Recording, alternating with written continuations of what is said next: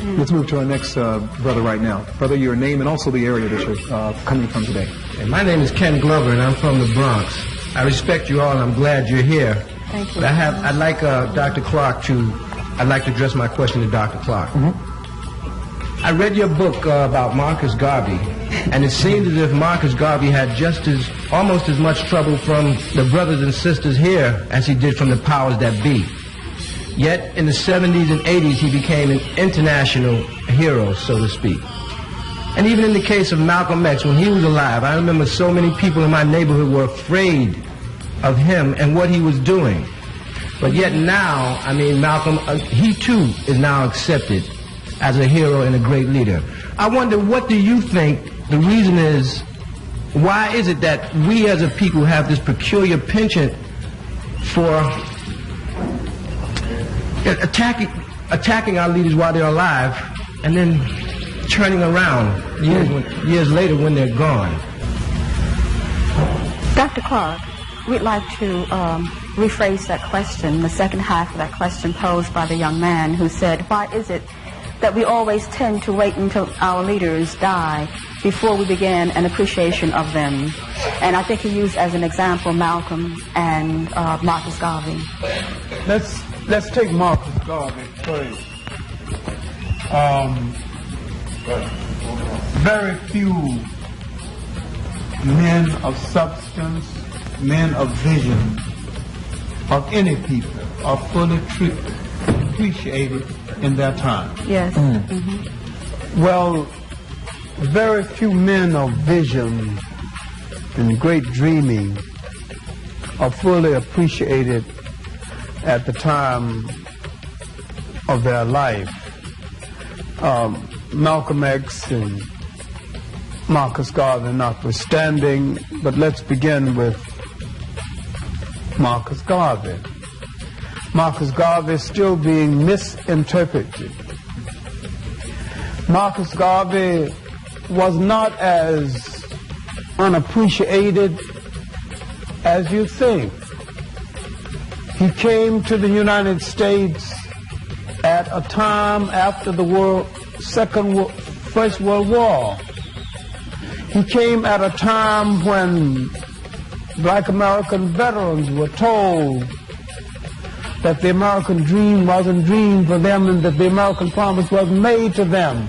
It was Marcus Garvey that told the American blacks that I will make you a new promise and I'll lead you to a new land, and taught them a new dream. And he built the largest black mass organization before or since. Most of his support came from American blacks, and most of his money came from American blacks. He was fully appreciated. And during the Italian-Ethiopian War, his prophecy had come to pass, and he was totally reconsidered. And the whole concept of African unity was reborn out of the ashes of that dream. And Marcus Garvey asked, where are your men of great affairs? Where are your captains of industry? Where are your captains of your ship? It was reborn in the breast and mind of Kwame Nkrumah. And he used that to build a nation when he called the Ghana steamship line the Black Star Line. So Marcus Garvey did not live in vain in this country nor in Africa. The seed he planted still grows and will continue to grow. My basic health left. I have a phenomenal memory left. I can still walk. I can still lecture. I can still do a whole lot of things. Within this year, I have finished 3 books.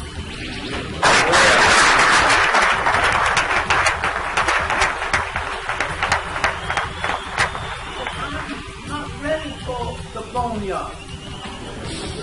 And what has enhanced me and made me feel good about myself my community, and my people. In these last 3 weeks, going from one school to the other, and finding black teachers on the case, white teachers trying to get on the case, and white teachers begin to understand if you don't do some teaching now, you ain't gonna make it in no black schools, because these black kids, in all their curiosity, they ain't asking no mild, neat questions anymore. This morning, a kid got up in class and said that about the word African American and black and color. I'm black and my classmate sitting next to me is light. How did both of us get to be Afro-American? Yeah. Now I got to explain the fact that the slave ships didn't bring any African Americans. The slave ships didn't bring any Caribbean. The slave ships didn't bring any high yellows or low yellows. Most of us left Africa on the same boat, the same color. One ship dropped some off in the West Indies, came over and dropped us off over here. We lack the ability to protect our women on the shores of Africa. We lack the ability to protect them on the ship. We lack the ability to protect them once they got off of the ship. And certain liberties were taken, but we had not the ability to protect them. Certain liberties were taken. Certain ENF people began to practice on them for that sexuality, or that misconception of sexuality. And they began a process called bastardization.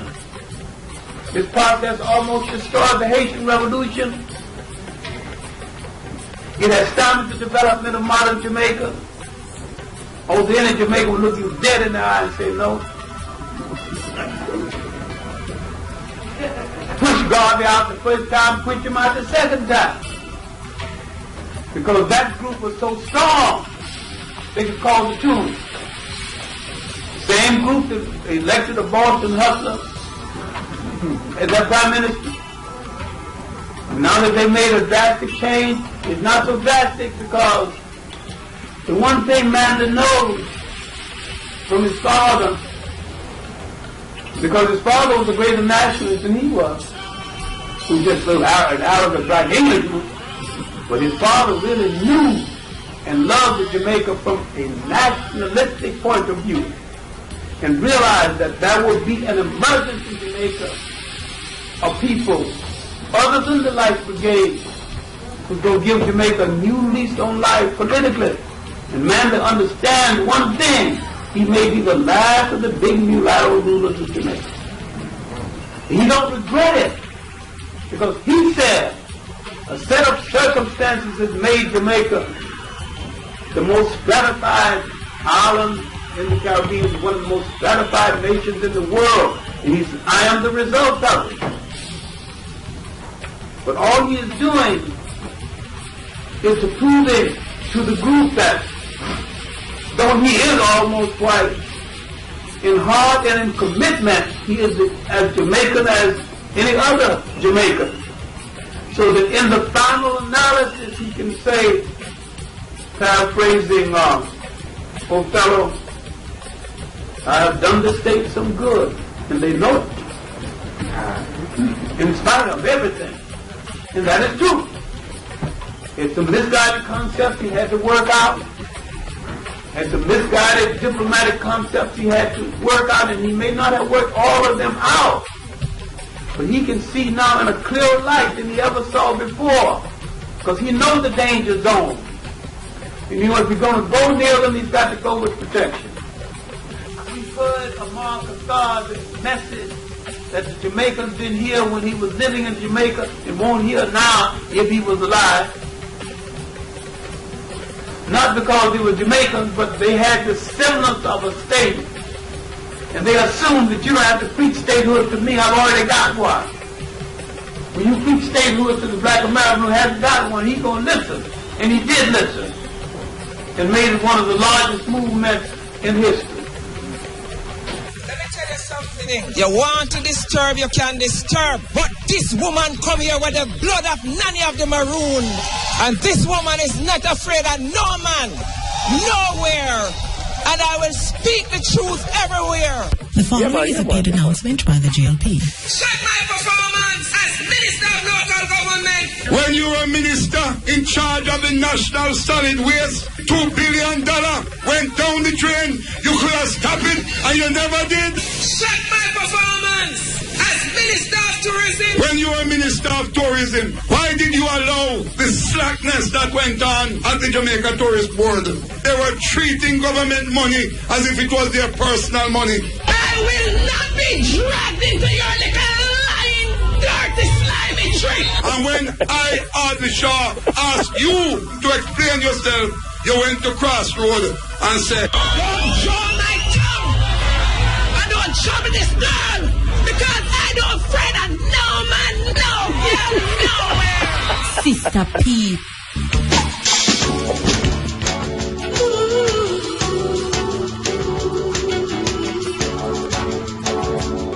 Here I stand looking. Yes, welcome to Straight Up for today. Good to be able, good to be able to be available, that we can spend the usual time together.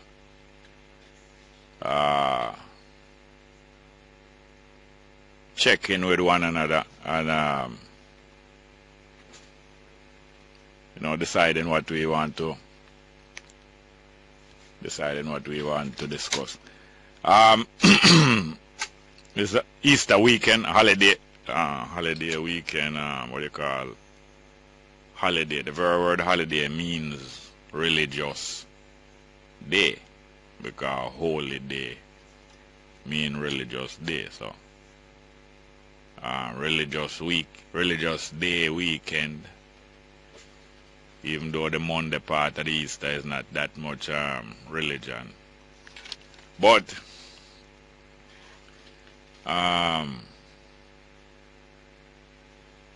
the spiritual and political teaching of the man named Jesus, the one who them crucified, some of his own people, some of the so-called leaders of his people, along with the leaders of the dominating people, the invading people, the outside government.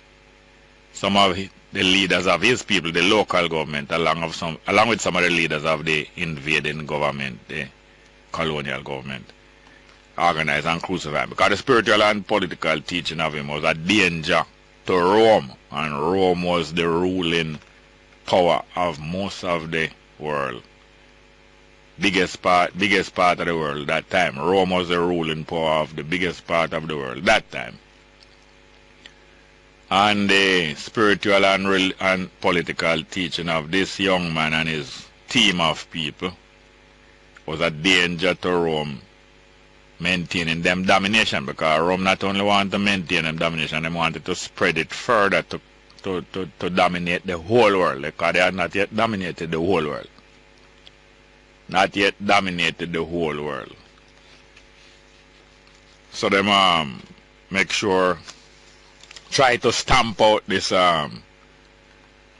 teaching and this practice, this teaching that if it is put into practice would make the people ungovernable by Rome. So them crucify him and them try crush down the school of thought that Jesus did start, that or continue.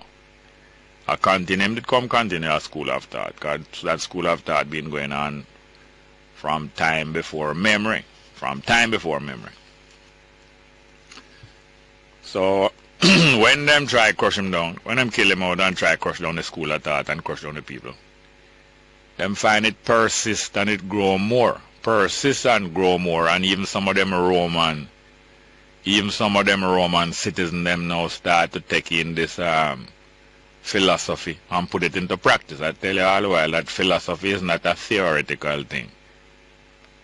Real philosophy is a practical thing, practicable. In other words, something that can be practiced.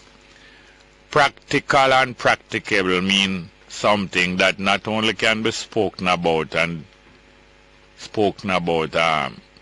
enjoyed like poetry, but something that can be put into practice. Put into practice and with good results. Because you can put some things into practice that don't have no good results, you know. Like you might say, if you drink a whole heap of sugar and water before a race, it's going to make you faster. When you try it, it almost make you faster. We're talking about things that can be put into practice with good effect. Put into practice with beneficial effect, not with just any old effect. So, Rome finds that this thing is so strong, this philosophy is so strong and practicable. When you practice it, it makes you stronger and it spread among more people. Rome finds that you're not going to be able to wipe out this thing. And like many regimes before, it's not the first regime that adopted something that was fighting against it. Many regimes and most political regime and even religious regime and even educational regimes, when they find that a new truth or an outside truth, a truth come from outside, come inside of their territory and is proven to be stronger than their truth, many regimes from ancient time, in fact most, you have to say all regime, that find something threatening and going to overturn it, usually try to incorporate, usually try to take in that truth and take it over and try to get it under control, keep it under control. If something is a danger and they can't beat it, they try to take it over, identify with it, and take it over, get it under control, and therefore survive and dilute that same thing. So Rome, when they find that this Christian philosophy of this young Jesus, you know, was so practicable and useful and workable that it going to overwhelm them, within a couple hundred years, them decide to adopt and hijack the symbols of Christian teaching, the symbols. It's not Christianity them adopt or hijack, you know. They never really adopt Christianity. They adopt and hijack the symbols of Christian teaching. In order to take over the momentum and take over the effect of change that the teaching, the larger teaching was going to have. Take away the symbol, them hijack it. Like guerrilla marketing, you take over the thing. You take over the thing and take over the symbol, them.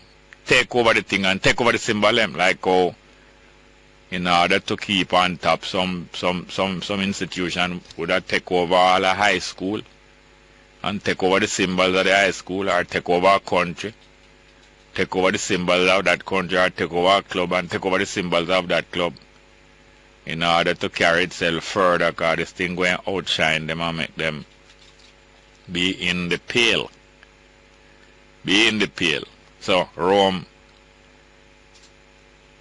national religion, which it did consist of partly of worshipping their emperor and worshipping their government. They did demand, like many other governments before and after, and most governments in the earth, in the history of the world, have demanded that the people that they have under domination must worship the government, especially the head of that government. The head of that government, whether it's a man or a woman, as a king or an emperor or an empress. Or most time them used to combine insisting that the people that them have under domination must worship their leader, and their leader is a representative on top of the earth, above the earth, of the creator of the earth. In other words, their government represent God, and you must worship it. And by so doing it, you worship God and worship the creator. So Rome hijack the symbols of the Christian brotherhood and sisterhood. Adopt them, hijack the symbols, you know, the cross and the baptism and all kind of different things. Them hijack all of the symbols, the cross and the this and the that and the fish and the all different symbols. Them adopt it. And many government before have done that. That is how government come into being. That's how government did come into being now. Human being used to, before human beings settle one place and live one place without move. Human beings used to move all over the earth and all over the land. All human being families used to move from place to place all over the earth, seeking food and seeking shelter. Shelter here for one night or shelter here for 1 month. And when that shelter no good again, either turn too cold or turn too hot or turn too wet or turn too dry, you move and go to the other place where there is preferable shelter and food to keep you for a while. Human beings used to move around in their families from place to place before them settle down and start live one place. Settle down and start live one place and start build city where you stay one place. Before human beings did settle down and live one place, them used to move around according to where food is plentiful and available, and according to where shelter is available and suitable and livable, habitable, warm enough or cool enough, dry enough, and so on. So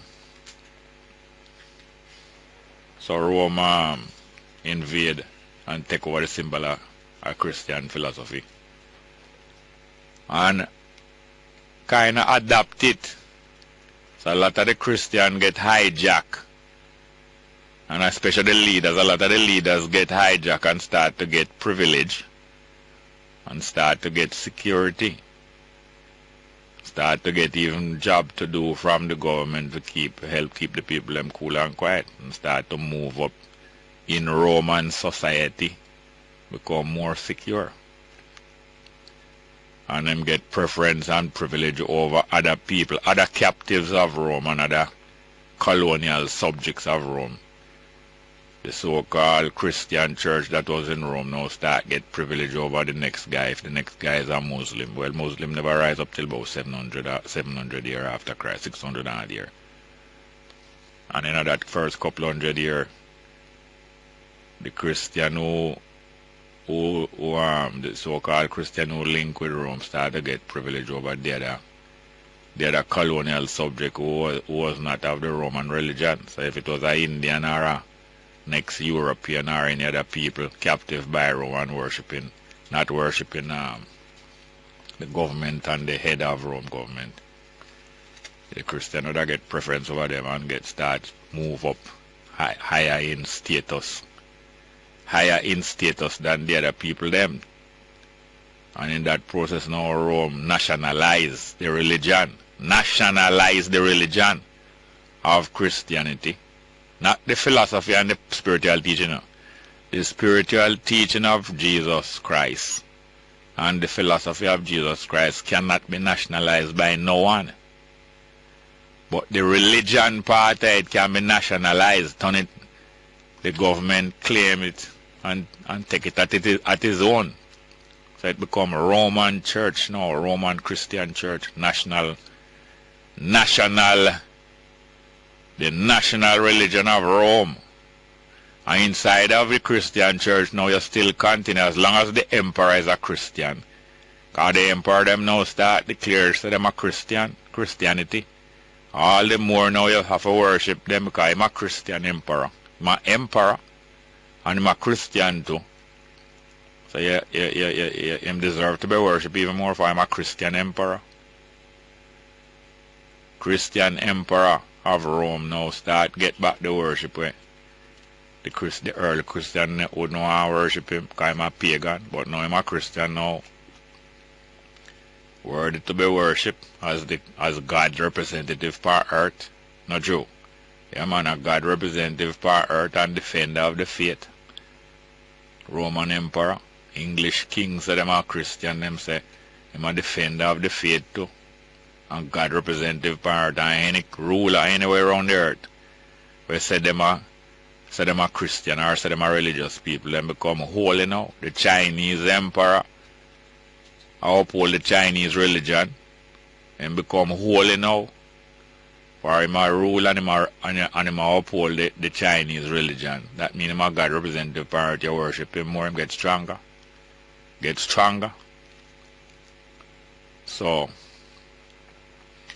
it is the Roman nationalized the Christian religion. Now the Jamaica government in that process here, not even Jamaica, yeah, the Jamaica government, run by the PNP, in the process here now of tricking some of the Rastafari brethren and sisters. After them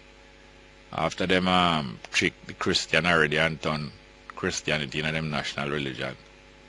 Them out for trick some of the Rastafari brethren and sisters now and give Rastafari nationalized part of Rastafari under a business venture, you know, under the ganja business venture.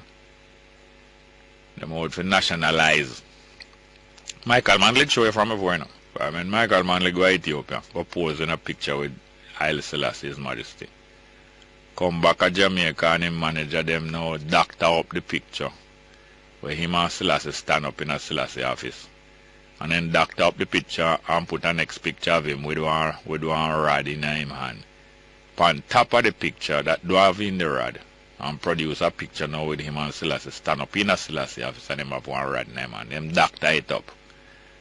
And when him come back to Jamaica, he make the people them know, him and him followers and him handlers, make the people of Jamaica know say.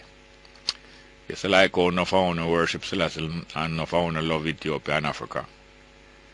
Me get authority from Selassie say, him a king of kings of the world. And me are one of the kings of the world. Me and Michael Manley are one of the kings of the world where Selassie rule over. Selassie say, and me if you rule Jamaica. So all of the kings of the world will bow to Selassie, and Selassie are the king of kings. But me, Michael Manley, now get authority from Selassie say, you are authorized to be king of Jamaica. I trick the people now. Come back to Jamaica, come show them pictures Selassie. Side of Michael Manley have a rod in him hand, and him followers start to preach to the people say, Selassie a king of all kings in the world, but Michael Manley a king of Jamaica. And Selassie says so. Selassie endorsed that. So Michael Manley give a little taste of how Rome and Babylon and all governments in the world over the recorded history usually adopt the strongest religion. Usually adopt the strongest religion where the people them hang on upon the most, because these will help to keep them country quiet and easy for control. And after you adopt the religion, you give some of the officers in that religion some higher posts in a life. Higher posts in a life almost equal to the head of government. Matter of fact, you give them a post and say them a head of spiritual government. Meanwhile, you are head of political government. And jointly is easier to control the spirit. Now, so they build up these mysteries, you know, mystery. You can't know everything. Don't try to know everything. You, the people, just keep quiet. Don't try to know everything. We rule over you because we are authorized by God and representative of God. All you do, you go and practice the ritual them and the symbols of God worship.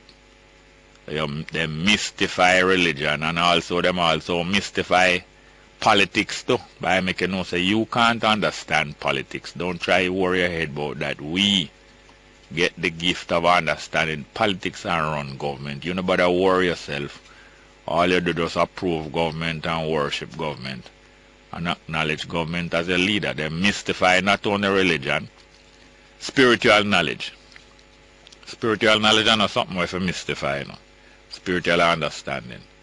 But they mystify, turning the mystery so that you can't know everything. All you do, you just bow down to those officers who know everything. Everything will alright. So they mystify the spirit, them create a mystery around the spirit of life. The spirit of life. Yeah, that is what spiritual understanding, you know, is just getting to know getting to know the spirit of life. Or life is spirit. And you get to understand, says life is spirit, and that life in you, that spirit in you, and in all living things. But they mystify it and don't allow the people to understand that the spirit of life is in them. They act as if they are the guardians and representatives of the spirit of life. All you do bow to them. So they mystify the spirit of life. They mystify the truth of power. They mystify the truth of power. Truth of power. So they mystify politics. The truth of power. Instead of them share with you the truth of power. They mystify it. They alone know these things. They alone know how to control government. You don't know about that. It's mystery to you. You leave that alone. All you do is support power. So they mystify the truth of power, which the truth of power is just that when men combine together and use the force of arms and the force of religion, that's how they maintain power over other men, over other people, over the majority of people. All them use is the uniting together with the force of arms, a certain number of them, small number of them, united with the power of arms, is able to rule the mass of the people who are not united and do not protect one another. If the mass of the people was to protect one another, protect everyone, the mass of the people organized as one force all over the land to protect one another, no crime and no injustice couldn't dominate the people, because as you try to dominate the people anywhere, the mass of the people would support one another, and it will happen someday, like what it used to happen. We'll support one another and prevent any crime from dominating the people, like when the policeman off duty where they go rob the bar down in a Sandy Bay. A few of the people in Sandy Bay get together and say, no, you can't do that, and him end up dead. When citizens come together and protect one another, the few men with them arms is not able to dominate them because the people protecting one another. So there's no mystery there. There's no mystery about how that off-duty policeman robbing the bar get fell. It's just a matter of the unity of the people there, and one of them did have a firearm, happened to be a policeman. I think he won the bar too. And the people combine and stop that. Anyway, Babylon mystify the spirit of life, which them turn it into religion. The spiritual understanding of life, them mystify it and turn it into religion. Turn it into worship of symbols and practices instead of the spirit of life. They mystify the truth of power, which is unity. Unity. Mystify that you must not understand it. Meanwhile, you don't understand it. They practice it, the truth of power. They practice it of combining together and controlling arms. So it become a mystery how them few of them can control the rest of the people. The rest of the people must not be able to protect one another. Only Babylon can protect you. And they also mystify. They also mystify the truth of history, education, history. All things that you can learn, is really a history of something else. If you discover physics, or you discover any new understanding, if it's even computer, somewhere they exist long time, so it's history you find out how to use this metal or that metal. So they mystify the spirit of life. They mystify the state of power. And they mystify education. So these mysteries reduce the people to a lower state of understanding. So when people get conquered, that's when they mean that them land, and our next people come capture them and control them on the land. But when people get captive, Them not really conquer the land like the Africans in the Caribbean and in the Americas now. A capture, we get capture, you know. Them never really conquer Africa. Them capture some of the people and take them captive in the next place. So when you are captive people, when you're in captivity or in prison, the people who have you under control not going to allow you to maintain no symbolism, you know. The symbols that you would have when you was free. Not going to be able, them not going to allow you to maintain the symbols that you had when you were free, or the teaching that used to keep you strong. So them going to discourage you and your people from maintaining your spiritual teaching, because you will get strong. And your social order, they're not going to allow you to maintain your social order upon no estate. You and your family and your people have a social order where the elders them control and teach the young. No, not going to allow that. And they're not going to allow you to maintain no teaching of no knowledge, whether practical knowledge or any kind of knowledge. Not going to allow that, because you will get strong. So all of that keep you weak until you find out and recover yourself. Well, take a break, and when we come back we can think about whether it's the Emperor New Clothes or the Empress New Clothes, or if it's the Empress New Road or the Emperor New Roads. Whether it's new clothes, look like them new, and when they can start them naked. Road them look like them new. And take a stock, they are not new or not good. Or one day, let's get a break and come back. Good morning and welcome to Straight Up. A couple of other things I want to discuss, but you come first. Thank you very much. Good morning, welcome. Straight. Oh, yeah, the Easter, man. Easter? Yeah. Was just discussing that about how, what Easter really mean. What? I don't know, Virgin. I know the majority of people don't really know. Even the majority of people who go to church don't really understand. That's why they have to rehearse it every year. Yeah. But they don't really teach what is the lesson supposed to be.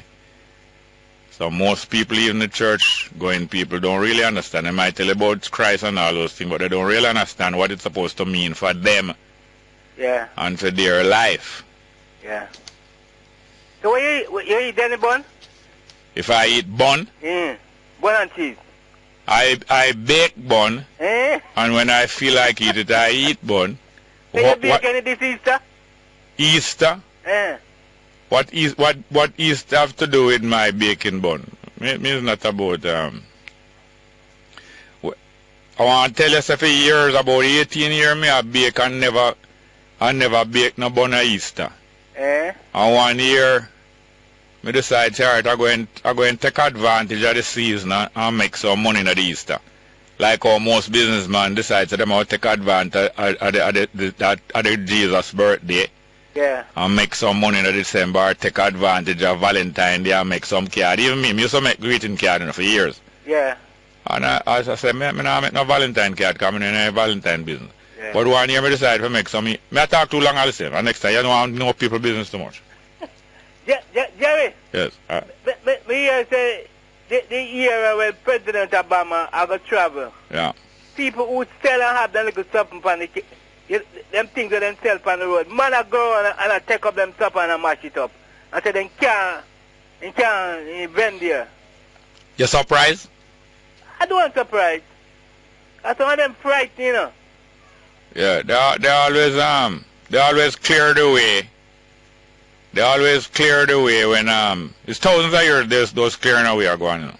Yeah. And then you'd have a Palm Sunday where some of the followers of Jesus now him go into the city and them decide to carry out some motorcade like where Rome like where the ruler of Rome usually do. Where they horse them a ride before on chariot and a clear the way and a ride over people think with the chariot. Remember? You never see them show their head? Yeah, they see them a ride before you and a ride all over your things and a whip people out of the way and say, watch out, Caesar come. Well, some of Jesus people them now say, alright, I'm going to Jerusalem. We have one big motorcade and clear the way, you know, and take off all some with clothes and some palm and put down, make him donkey. Make him donkey, now him never step in on a patrol. Him better than step on my jacket and step on some palm leaf. Yeah. So when them keep up that big motorcade and thing, Rome say, how would this guy, how would them a build up this guy part? Take him out, come take over. You know, say how motorcade them a keep. You understand? Yeah. Them say we'll crucify him. Hey, a little more. Yes, sir. Good morning. Welcome to Straight Up. Yes, good morning. I would love to hear when Obama comes, the trade talks takes the route that shows Mr. Obama that, look, you can be quietly not liking the gays and using your power to force Caribbean nations to change your buggy law. Mr. Obama really does not like them. But Mr. Obama must be made to understand that, look, one of the best trading things that he can do for the region is to give visas for these. We understand, somebody said that there are 4,000 homosexuals in Jamaica. And one of the things that should be talking, that trade pact, is to give us 4,000 visas to make them go into the United States and Canada to live. Because really and truly, if Mr. Obama is really advocating for their rights, he shouldn't be arguing for changing our buggy laws in the Caribbean, but rather accepting them within his borders by offering trade pacts of visas, as I say. Because, as you know, the Jamaica was advertised as a homosexual haven in the 1980s. When Manley returned to power in the 1989 election, it was changed back to the norm, our normal situation. Now they are trying to revive that again. So Mr. Obama really, honestly, is in disguise. He doesn't like them. He wants to get them out of the United States. But we should argue from the CARICOM region, because we are a sovereign nation, that give us visas that they can come to live and fight and die for America and Canada. Because that is where they should be. All right? No, you mix up all kind of different things. Is a no, kind. But it's true. No, you couldn't allow me. I allow you for 2.5 minutes to talk straight, and as I start talking, you want turn crossway. Yes, you believe there's only 4,000 homosexuals in Jamaica? I don't know how much, but I heard. You that just said so. You just said so. I heard. That's the figure I heard. And I say you believe that. Well, yes, not more than that. Yes, you believe that there's only 4,000 homosexuals in Jamaica. Yeah. More than 4,000 homosexuals are in your party, and more than 4,000 homosexuals in the GLP. Well, I don't know how you know that, but you still have figures, right? You know that. But what I am saying, now you start again, I get 2.5 minutes straight, and as I start talking, take over again. All right, give me a listen. Anyway, Portia Simpson Miller is in the same position as Obama. In terms of? In terms of being a hostage of the militant gay international lobby. No, man, Portia is not in any if you don't notice, some yes, people get flat, but she did the right thing. She backed them off in the church. No, she said, don't try and expose me. No, she did not say that. Yes. She did not say that. She said, anywhere I go, I speak my truth, and the government of Jamaica. And the first thing she said to them is, I protect your people in Jamaica, and you are ungrateful. Well, yes, you protect them, you don't trouble them. Yes. They kill them one another and destroy them one All another. right, thanks a lot. Next call, good morning, welcome to Straight Up, hello. Jerry. Welcome. Good morning, Jerry. Yes, sir. Jerry, it's almost a draw down to Obama visit. It's a draw down near to Obama visit now. Drawing down near to Obama visit. Yes. And the Prime Minister can come out here now. The Prime Minister of Jamaica make him come out here. Yes, it's strengthen economic ties. Yeah, so him never come to meet with some other head of government and thing. Yeah, we know him come to meet with other head of government, but it's a historic state visit. Yeah. And try to bring a stronger middle class of Jamaica and protect our democracy. Yeah. And a middle sex. I don't understand that. You don't know male. Yes. And you don't know female. Yes. Well, there's a middle sex. Middle sex. I don't understand what you mean by between male and female. Midway between male and female. You don't know that. I don't know when you come out there. You don't even know the ground where you start. You don't even know where you are. Me? Yeah, where you are now. I don't understand what you mean by that. Don't you are somewhere on the face of the earth? Yes, man. We live in Jamaica. Yes, in Middlesex. Oh. You never know. Your head in the cloud. No, man. Well, you better get your foot firmly on the ground.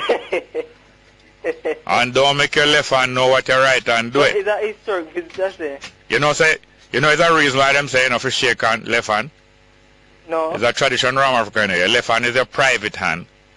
And your right hand is your public hand. Public hand. Yes, not Republican, you know. Mm-hmm. Yeah, so you shake hand with people, and people want to shake their hand that they're sure that you're not carrying out your privacy with. And you respect people, and you say, okay, I'm not going to push out my left hand when people shake. Mm-hmm. But people shake your hand and then put them on them nose and say, boy, I wonder if that guy make him right and know what him left hand do it. But it's a historic visit because it come out of restrain economic ties between us and the United States and build a stronger middle class. Yeah, middle class and middle sex. Mm-hmm. Okay, thank you very much. All right then, God bless you. Oh, you know? Eh? Oh, you know, say God bless me. Yeah, no, I don't know if you believe in God, but I still. No, me live in God. Me all life live in God. Yeah, atheist. Eh? Yeah, atheist. But me I tell you say me live in God, I tell me say me atheist. But some of the times I always speak against religion. That's why. You're not atheist or nineties? No, me believe in God. Oh, then you tell me say me atheist. Yeah, but sometimes I always speak against religion. Me speak against what I say against religion. But some of the human atrocities that they have committed over the years. I'm not just talking against human religion. I'm talking against atrocity. All right, and Jerry, I hear say Ted Cruz will run for president. Who? Ted Cruz, a Republican in the U.S. Then so what? In Port of the Heart, I said that he might bring back moral values back to the U.S. And that's a threat to you? No. Oh, then what are you worrying about? All right, then. All right, next one. Good morning. Welcome to Straight Level. Morning, Brother Jerry. Welcome, sir. Yeah, where are you going with? Fine, thank you. All right, I hope you're on the holidays blessed. So, Jerry, some people just can't come on people radio with some crap and some stupidness sometimes. Because that lady there a while ago, I don't know, she just, everything she come with is political based. Because she got them. Yeah, youth from in the 80s. They never used to see no prevalence of gear or all of them something. What is it? They used to handle raps and them thing that. You know, I say, and me figure more or less, me put 2 and 2 together, and me say, oh, them time the labor right was in power. That's why I should bring up that type of talk.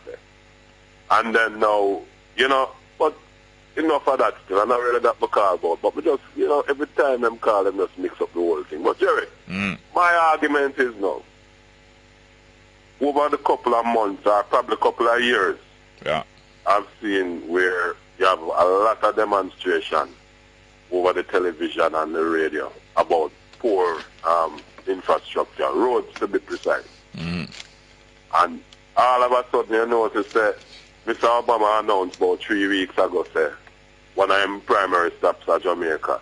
All of a sudden the resources that wasn't there, all of a sudden it's found now for roads. This is some road that pave at Hero Circle and them. Them road they don't need to pave, you know, Jerry. Them road they would never pave over. No need for pave, you know. Probably little bushing or probably little beautifying, but not paving. And some man up at St. Elizabeth and then place and West Rural St. Andrew to the road. End up all down the gully. I beg so long for so much assistance for road fix. And you don't even hear nothing about that. And yet still NWA ever say that this money was planned long time for whatever. So it's not like because the president is coming here, why they're doing this. I was waiting. Well gazetted. I was waiting. Hold on. I was waiting for you to talk on a little bit because I was trying to see if you remember that the NWA did say that. I'm so glad when you bring it up. Because hold on, man. Because as you say, the NWA said, no man, it's not no Obama visit, their money plan long time and that. All right, I go accept what them say. Now, if you did follow me go out this morning, you would have found out a different thing. For all inside of the NWA responsible for University Road.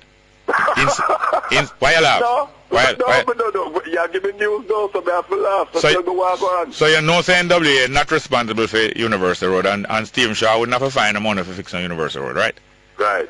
Well, you want to come in a university, come to the amount of paving now go on in here. Inside a university. You serious? Then I just the idea to come up there, it's never that bad, Jerry. No, but Obama is going to visit here and spend probably a half day. He's going to spend about a half day.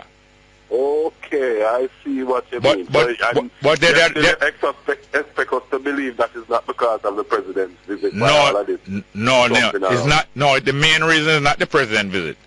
The main reason is that when you don't see smoke without fire, so when you see smoke down at Riverton, you can look for more smoke and a fire bust out, which is the opportunity to spend money. So one of the biggest way that the government and the party get to spread money amongst their people is the fixing a road. So Obama visit is just an excuse to let out some more money, which is effectively campaign money. And before I go, Jerry, remember, we're going over time, man. Hold on. Remember, it's money that we couldn't find before. Yeah? Yeah, man, it put down. It put down. You couldn't find it. It put down somewhere. All right, thank you very much. Good morning. Welcome to Straight Up. Hello. Indeed, Brother Jerry. Welcome. Wagwan. When I shall have tuned into the news later in the morning, I don't want to hear say nobody drown a sea today. And I wouldn't want to hear say no drunk driving or any other carelessness lead to any accident. Yeah. So, Jerry, I just want the ones that we are going to enjoy and full joy themselves today to proceed with caution on the road or in the waters with the river or sea. Yeah. And be careful of those pedophiles who come like wolves in sheep clothing. Yeah. Patting out the little children to snatch them. Yeah. Whether with cash or coins. Yeah. And I don't mean coins. Yeah. Jerry, I'm looking through the North Coast time there. Hail up Mr. Franklin McKnight and the staff. I hope them have a wonderful holiday. To my surprise, they have two pictures of two lovely-looking Jamaican women who was caught in a net by the officials in Florida. Yeah. Transporting drugs amounting to 40,000 U.S. worth. Yeah. Why, this is very serious. The drugs was sniffed out by a canine dog who pulled them over. Most of the dog them is canine. Unless it's the youth, the black youth, them love call them one of the dogs still. Are you there? I wasn't trying to shut you up, you know. Morning to you and welcome to Straight Up. Hello? Good morning, Jerry. How are you doing, ma'am? Brother Swan. Good morning to Alpha 93. And the Jamaicans everywhere, all the globe, everywhere. Okay? North, south, east, west. Good morning to Jamaicans. Jerry, he said, I thirst, yet he made the river. Come again? He said, I thirst. He said, I thirst, yeah? Galilean, I'm talking about you, Jerry. Yes, ma'am. He said, I thirst, and what? He said, I thirst, yet he made the river. Yet what? He said, I thirst, yet he made the sea. Oh. I thirst, that the King of the angels, with this great thirst, he brought water to me. I just want to thank him for going to Calvary for me. So while he was on that cross, I was on his mind. And the good thing about it is, with all his suffering and all his pain, with all that they did to him, while he was on the cross, he said, Father, forgive them, for they know not what they do. So, we should follow that example and learn to forgive people. Forgiveness is a great thing. Today I'm happy because he went to that cross for me. Because I'm a better person. I just want to say to Wilson, yeah. Down the way down there, those fisher folk people down there, what do they expect?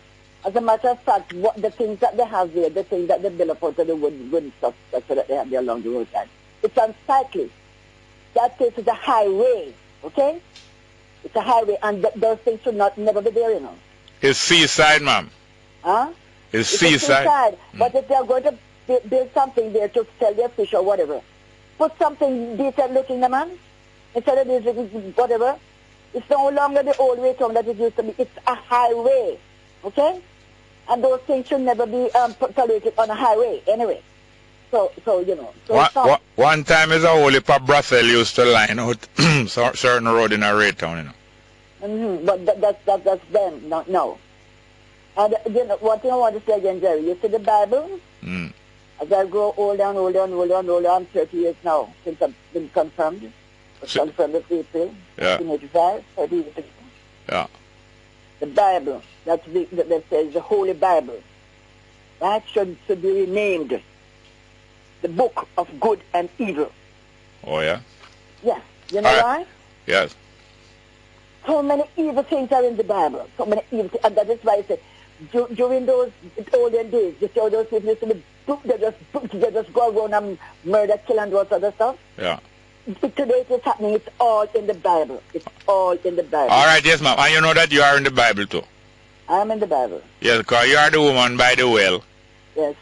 The Samaritan. Like the woman at the well. Yeah, all right. I was thinking. No, but I don't want you. Things that could not satisfy. Hold on. But anyway, couldn't satisfy. Yeah, you do one by... I hear my favorite say... No, hold on, sorry, I start you up again. But you are the one by the well who, the Samaritan woman where him go tell her, say he thirst. Yes. Because she's not supposed to give him no water, you know. For him not supposed to take no water from no Samaritan woman, and she not supposed to take no water from him. But he said to her, I thirst. And as you're saying, all when him upon the cross is you in mind. I was on his mind. You're on his mind. Imagine, all when Jesus are crucified. And you too was on his mind. I was on his mind? Yes. We all were on his mind. Yes, I think, well, thank you very much, dear ma'am. All right, love you, bye. Morning and welcome to Straight Up, hello. Hello, Mr. Small. Welcome, ma'am. Yes, sir. Good morning, sir. Yes. First of all, thanks for that Lou Rawls classic this morning. You want the next one, ma'am? Oh, yes, man. Big tune. All right. Mr. Small, last week I passed by Hero Circle, you see? Yeah. And I saw people painting the curb wall with yellow paint. Oh, yeah? And I saw the people standing there who selling it out. And you know, the same thing that I hear is happening this morning is the same thing I said I knew was going to happen, you know. And as you say, I don't know if they never know, they never see smoke without fire. They are quite oblivious. I don't know if they know or don't know, I didn't know. But from I saw them painting that curb wall, I could tell that something else was coming. Yeah. I don't know how they didn't see that. You know what all of this reminds me of? Oh. The street people scandal in Montego Bay. Oh, yes. Yeah. You know? Yeah. That is what all of this reminds me of. Because I'm not saying you're not to quote-unquote clean up the city according to them. But, I mean, at a time like this, you know, it's not, everybody knows that can't be right what they're doing now. And it's inhumane, and I don't know if this is how a government really treat their people. You know? But, I mean, I'm not surprised. Because when I saw and it was not like people from NWA or so. I didn't get the feeling. The person I saw painting the curb wall, as you say, is forget work for other people, for their people. Because that young man or the people I saw painting were like, you know, people from the community or so. Yeah. So it's time for everybody to eat a food. I don't know if they're planning to take him to Marcus Garvey's Mazul, what them call it? Over Hero Circle. Yes, I don't know, because some people are wanting to appeal to him and say that the Prime Minister, hold on, ma'am, saying that the Prime Minister must lead an appeal to him so that he must remove the criminal record of Marcus Garvey in the United States. Yes. But the criminal record of Marcus Garvey in Jamaica has not been removed by them. It's a bag of hypocrisy. One more thing. Yes. That the Shoemaker Gully in New Kingston has recently been cleared of the young male homosexual community there. Yes. And that's one of the main reasons for the homosexual lobby demonstrating against Portia Simpson Miller in New York. Oh. But the police in charge of the area say that crime is down. Hold on. That crime is down to almost nil there. Okay. So Obama can stay at the hotel. What the hotel name? They rent out the whole hotel. Yes, yes. In New Kingston. Yes. Without much risk of a big demonstration being held when in pass. Because you know when the Shoemaker Gully was rampant there. Yes. You know, so you couldn't drive Obama past there without him see a demonstration of them. And anyway, thank you very much, dear ma'am. You're welcome, sir. Morning and welcome to Straight Up. Hello. Yes, sir. Morning. Welcome. Yes, sir. I want to talk to you about a few things, but I know your time is limited. Oh, man, you're good. Go on. What I want the people to call in and tell me about a God without an enemy, and that is a God I would want to worship. A God without an enemy. Yeah. Now tell me something now. Your concept of God is what? Searching. I know, but you have a concept. You probably don't find the God yet, right? Sir? Right. But certainly you conceive of God already before you find God, not true? Suppose. Just like a woman conceive. Just like a woman conceive and pregnant, but she not have the baby yet. Yeah. The conception come most time before the discovery or the manifestation. Right. So certainly you must have a concept of God before you find. And that is a concept going to make you know when you find the God, not true? Yeah. Because you have an idea what God's supposed to be like. Because right away you did even just done name a while ago. One of the qualities of God that you expect to be so, and up to now, you don't see that, which is a God without enemies. So you do have a concept of a God, not true? Right. Sorry, just give me a... forgiving, one without enemies, and the devil. Aye. So you do have a concept of God. Yeah, man. So therefore, you have a concept of God. That must be a form of God. You know? Of course. Because the other concept of God that you hear, where God have enemy and God wrathful, is other people's concept. Very intelligent. Not true? Very intelligent argument. Well, your concept of God is just as valid. And a matter of fact, if your concept of God consists of only good alone, yes, sound to me like it's nearer to the mark. Right. Because I know that God means good. The word God means good, all good. I could go off and talk to you about this, where people have a concept of God as somebody who will murder his enemy. Somebody. Followers are almost the same way. Yes. Somebody. All right, let us discuss the body part. Just let's go for a break, and when we come back. Can you wait? Yeah, sure. Let's go for a break. Good morning. Welcome back. You there, sir? Yes, sir. Yes, as you were saying, the concept of God as somebody who this and somebody who that. Yes, sir. Now, it might be just words, but words are very important. Words are one of our most valuable symbols, Yeah. So, God, which is, to me, represent all good and no bad. You think that God have a body as such, like a human body? Maybe a body like mine. You think that God have a body like yours? Yes. To what end? Knowing good and no, a body. You have a body, right? Yeah. And you think that God have a body like yours? Well, because you can either look on God as made in your own image, Yeah. Yeah. No, God made in your image is a small G, a little God like how you make a Buddha statue or so on. Any God that human being can make is a idol. But true God is all good where exists from before human exists. Right. And so therefore you think that God would need a body? Not necessarily. Not necessarily. Yeah. Sure. Yes. But I like how you understand the point that I started out with. You were straight along the line that I want to see. So could I even allow you to just develop on the concept of which I started out with? Yes. Is a God without an enemy. Yes. God without anything. That sound like more. That sound like the character of God more than God with enemy to me. Exactly. And the next who thing, just call you presented one with enemy. Yes. And she love him like crazy. Yes. Wilson have a son. I don't know. Or I don't know if his Will have a son. I know Will have a son, but I don't know if Wilson. Yeah, I have a couple things to call them, but they're giving other people a chance. Yeah, one more thing. I believe, my understanding is that such a God and such good, which I know to be life, don't need to be praised. Do you think that God need to be praised? No, I don't. Or life need to be... Not verse in this ridiculous way that they paid to praise and all that kind of thing.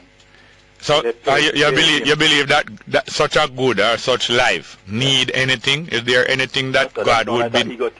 So God wouldn't need anything then, including a very egotistic. Yeah. No, so that's why I say egotistic mean that people conceive of God in a human form, and that's why. And so therefore the same concept of God without enemy. All right, we have forgot to dare a call because the time really. I will call you back. Thank you very much. Yes, sir. Good morning. Welcome to Straight Up. Hello. Good morning, Jerry. Welcome. Jerry. Hello. Yes, sir.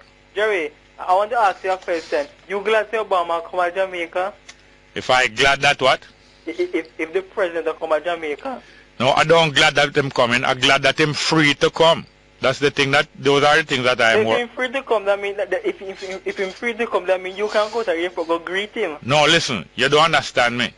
I say I'm not glad that him coming. I am glad that he is free to come. So if I am glad that he is free to come, I don't have to go nowhere to go meet him. Yeah, but I'm the first black president. And so what? I have to. The president is not really black, you know. Yeah, can I be everywhere at all times? No. I don't need to go to the airport. If I am glad, look, I am glad that you are able to fund this program. You see? Do I have to come where you are to enjoy the fact that I'm glad? No, as long as you are able to fund the program, I am glad. So whether you phone or not, I don't care. If you don't care, if you don't phone, I don't care. But I'm glad that you can phone. So I don't have to come Jerry, yeah. You know, so the president is not really black. Which president? Barack Obama. Yeah. He's of mixed race. His mother is white and the father is black. So it's so white is a race? Yes.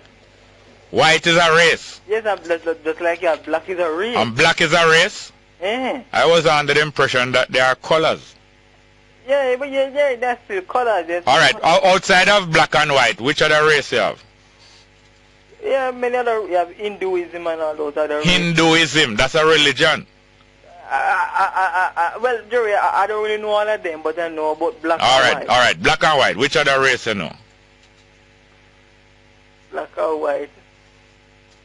Jerry, that's a hard question. I can't. So that's the only two races you know is black and white? Yes, I really don't know any other races. Yeah. But he's not really black. I think. No, but that is not important. We were talking about the more important thing, and you're going back to the petty thing, whether him is black or white. That's petty. It's not important whether I'm black or white. And furthermore, black or white is two colors, not races. Specifically. The one true race is the human race, really. But the race, you have sub-race amongst human. That is usually named by the continents where those sub-family develop, like Asian and African and European and so on. Yes. So outside of Obama mother race and Obama father race, which other race you know? I really don't know. I really don't know the race, like you have the Chinese race. Yes, Asiatic, yes. European race. Yes. So his mother is from the European race, right? No, yes, but she's not from Europe. She's from America. So wait, so the people, the Indians who born in America, the East Indians who born in America, and they are American citizens. They are not still East Indian race. Yes, but still they're considered American. Yes, but they are not East Indian race. Yes. So her mother, because his mother born in America, she is not a European again because she born in America. But I can't say her mother is a European. No, you are mixed. You are of mixed senses. Me? Yes. I forgot to another phone call. Good morning and welcome to Straight Up. Hello. Morning, Jerry. Heterosensic. Yeah. Well, no, that short me can say idiot, you know. It's an idiot? Yes. Yeah. I mean, the man are going to say Obama mother is not a European. Then who tell you that he is a full man? That's He can be from Middlesex. Heterosensic. Yes. Jerry, the whole business of alright, I always argue with my elders say I like them God, you know? Yeah. Them God is an old man now, not here. We lean back, have a cook stick. In time the grandkids them a play and run through the room. Use the sticks to conk them in their head. Yeah. And I tell them say don't want to know that jealous and all these things. So that is an ancestor worship them worshiping. Instead of them worship God, them worship them grandpapa. Sure. Yeah. by the way, the word anthropomorphic. Yeah. More and more, me have to study that word there, you know. Yeah. The way them say, man make God. Yeah. And God in turn make man. Man make God and God make man. Which one it come first? Well, and the anthropomorphic is man make God first. Yes, and then make a story. Make God and then make a story about God. Exactly. And the story about God start with God make it starts with God making creation and along the way making man. Yeah. Yeah. Because that is why he is God now. Get angry and get jealous. Yeah. And then all kind of things going on. And get divorced all the more time. Yeah, in this God name. Yeah, When I look across the world, even over the east here where it would be a peaceful time and all that. Yeah. A war. Yeah, but if it's a peaceful time for who believe in Easter, for the person who don't believe in Easter, how can they be restricted by say today is a no killing day? Well, right. If you have your no killing day, or you have speed today, you don't drive over 30 miles an hour, then what that have to do with the person who not driving on your road and say, well, then we kill any day? Well, that's why I come back to the anthropomorphic now. You have some people make a God who feel there is a no killing day in this time now. And you have other people who make other gods. We're killing off everybody in this time. Yeah, kill especially everybody who don't subscribe to their thing. Yeah. So we're getting a taste of the crusade here now and of various Christian action. When you see what take place in Kenya where some guy who said them is Islamic invade a university, they corner some people, identify who is of their persuasion and separate them and kill 148 of the rest. You're getting a taste of Mussolini in Ethiopia and many other things. And Mussolini was a so-called Christian, not only Christian but the Christian of Rome, who Rome said them spread Christianity around the world, you know. Yeah. I get about Mussolini, get all holy water, sprinkle and film, bomb them. Yes, not only that, the Pope blessed the gun them and the bullet them. Yeah. That was going to Ethiopia, was sailing a man head back. Yeah. And the Pope tell the bullet and the soldier, the Italian soldier, say, go rinse out the Ethiopian and them head back with them bullet, yeah. And bless it. Thank you very much, yeah? Yeah, man. Spot on. Good morning and welcome to Straight Up, hello? How this guy have? A parrot. Is a parrot that? Good morning, welcome to Straight Up. Mr. Small. Yes, sir. Yeah, you have a parrot in there, Blackmore. I don't want to hear from your parrot. You don't want to hear from the parrot? No. Well. You have a radio there. You have a radio. It can't work. Can't work. Hang on. Yeah. You have a radio there. You have a radio. It can't work. Mr. Small. Yes, sir. Where did Jamaican nation get the bun and cheese idea from? Bun and cheese. I think from in Rome and Europe and all them things. So it's a European thing. It's not from Africa. It's from a captivity. From captivity. Yeah. And the Jamaican nation pick it up. The nation? No, the Jamaican nation. Jamaica is not really a nation as such. If the population of Jamaica, or a majority of the population of Jamaica, had come together and declare themselves independent from Britain and break away, it would be in the process of becoming a nation now. So Jamaica is not a nation as such. It's a colony. It's still a colony and an economic colony and a political colony and a spiritual colony of the British Empire. And the British. Yeah. Okay. All right. That's what we want to know. Yeah, man. But you must have some other thoughts that you would... No, that's what we don't want to know where the bun and cheese stuff come from, you know? Yeah. And what about the Easter bunny? Well, that's not American stuff. Yeah, the bunny, I don't think the bunny have nothing to do with bun. As a matter of fact, the Easter bun outside of Jamaica, I don't know who else have, I don't know who else have the tradition, but the Easter bunny, The East, around is just Jamaican alone most to do it. Yeah, the Easter so-called bunny, the rabbit is a symbol of breeding fast, you know. The rabbit breed very fast, you know, and it's a symbol of fertility and grow and fast growing.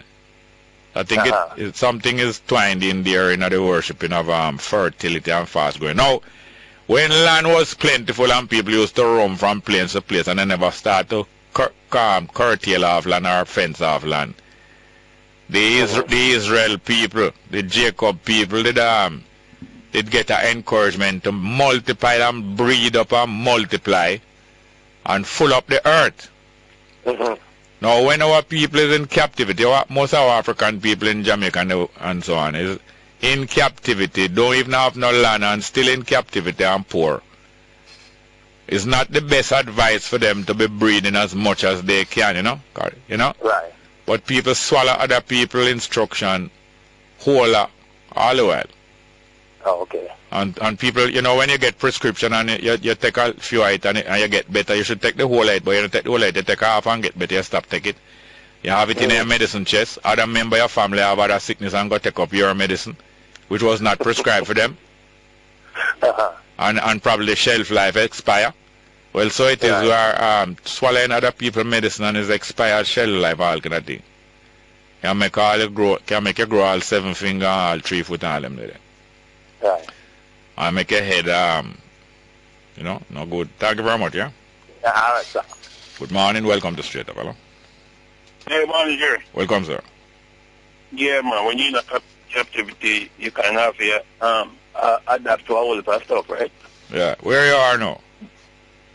There are women in Georgia, Atlanta. Oh. Boy, I hear the accent trippy in there. There last night, me I watched the 10 Commandments. Yeah. With the story about how Moses had to lead the Hebrew people, the people them out of captivity, out of slavery, out of Egypt. Yeah. And how him go on the mountain for 40 days and 40 nights, and God give him the 10 Commandments on the tablet. Yeah. And now the people them did I get out of hand when him up there for 40 days and 40 nights, you know, and not see him come. Yeah. And them start get rowdy and, you know, start drinking and, you know, vulganism and all that. Yeah. But you know, say, when he part the Red Sea and the Pharaohs and set the fire and block the Pharaohs. Yeah. Because they kill the Pharaoh's son. And like the Pharaoh say, see him God. You want to see him God should be better than Moses God, because see him God was a statue with a bird. Yeah. Yeah. And he put his son there, and the son couldn't wake up when Moses come back after Moses. Yeah, but you're not going to be able to tell the whole show that the 10 Commandments in a little time now. So, true, man. I watched 4 hours showing about me. I tell you, say, if that story there is true, if we can prove that that story was true, then we have some hope. Well, you don't think so? We who? We, the people, the black people, you know, because based on what me I say, you know, so the story about Moses was a black man, you know. When me and the woman that talk to him, you know, the supper, and she say, you know, the other woman in Egypt is more light skin and... Yeah, Moses, you know, Moses was like Obama in terms of, like him have a mixed culture. And probably, and it looked little different from Pharaoh family. Pharaoh family did probably jet black. Don't bother believe say Moses did black and Pharaoh did white, you know. The other way around. Yeah. Pharaoh family did... No, listen. Hello, we can't discuss the whole show in a 3 minute. I just tell you something, but I don't think you absorb it. Pharaoh family did jet black, you know. And Moses probably was lighter than them, part black. It wasn't that Pharaoh family was white and Moses was black. It's the other way around. Them was the black one, and he was in their land and in their continent. His people was in their continent for 400 years. And by that time, they'd probably get mixed with some of the Egyptian and come out as a brown people. You understand me? Yeah. Yeah. The Hebrew them, after 400 years in Africa, and the Egyptian rule most likely was mixed and came out with a mixture and darker, but the Pharaoh and the Egyptian was blacker than them. It's not that them did whiter. It's not that the Egyptian was the white people. A lie. Them try to change around the whole of that. That's why they make show for. They make show and they make book to change it around, make you believe that them, the Pharaoh and the Egyptian was the white people. Lie. That's what I'm saying. All of that story about the Ten Commandments, those are black people, based on me take it as black people, the Pharaoh them, and the Hebrew was black people. No, the Pharaoh and the Hebrew was not necessarily the same color. I believe that the Pharaoh and the Egyptian was blacker than the Hebrew them, but the Hebrew them get little blacker by mixing in Egypt for 400 years. Just take it one step at a time. You can't solve out now one day. Just think about it. Thank you very much. Yeah? All right. Good morning and welcome to Straight Up. Hello. Next one. Let's run the numbers, please. We hope to get some new callers. Not everybody know that we're working today on this holy day. Although every day holy and sacred. Every day. Every minute and every second. Especially now. Now is the only time. Yesterday is a record. And tomorrow is a rehearsal. Yes, welcome back to Straight Up. I'm your host, Jerry Small. News Talk 93 FM is the name of the station, University Radio Station. We're running the program here on holiday or no holiday. Not invincible. That don't mean that we are invincible enough or boasting enough. We are not boasting enough. No way. Good morning. Welcome to Straight Up. Hello. Yeah. Welcome, sir. Yes, I am. Morning. Fine.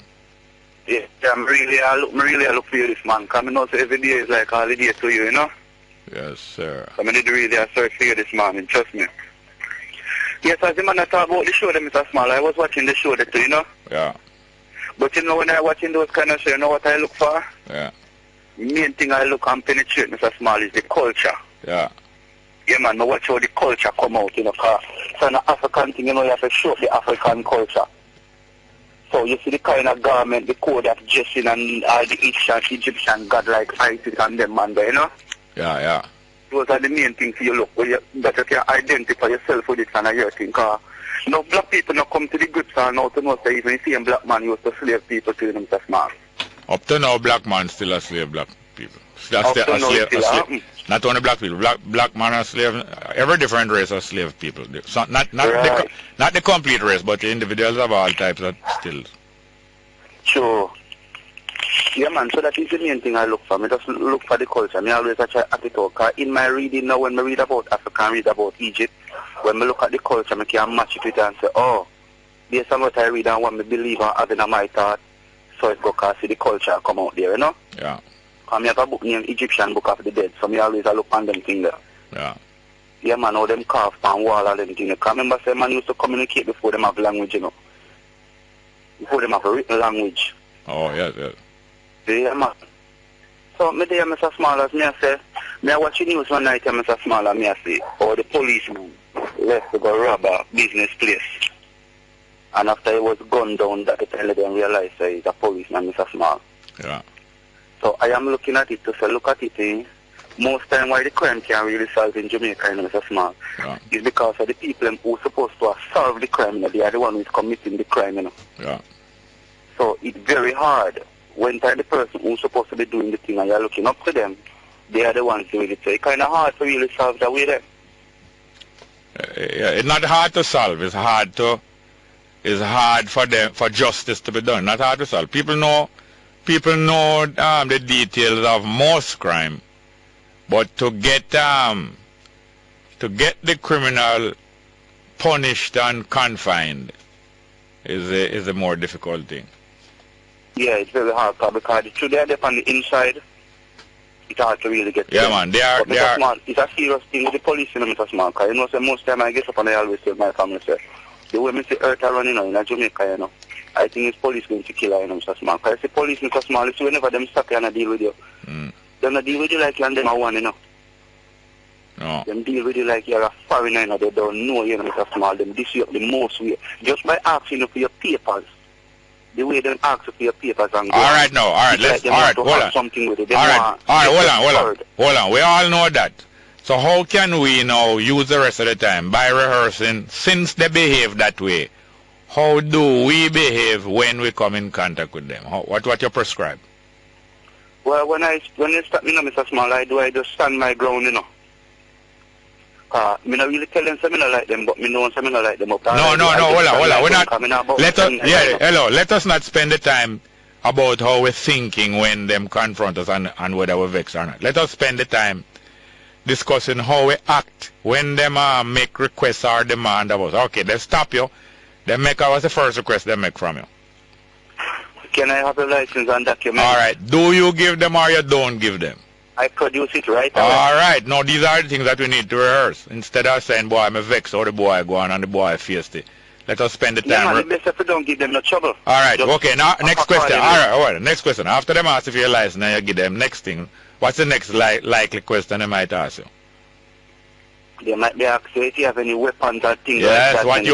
Yes, what you recommend for us to do?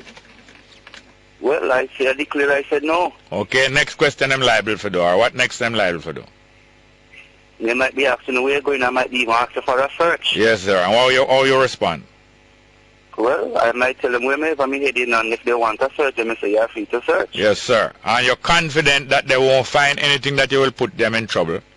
I am confident. Do you turn your back to the car while they are searching and look out on the road? See if you see anything? No. What do you do? To look at them. Yes, carefully. And if anybody else in the car with you, how do you because you come like a supervisor now, other people in the car, how do you act in concerning the other people then?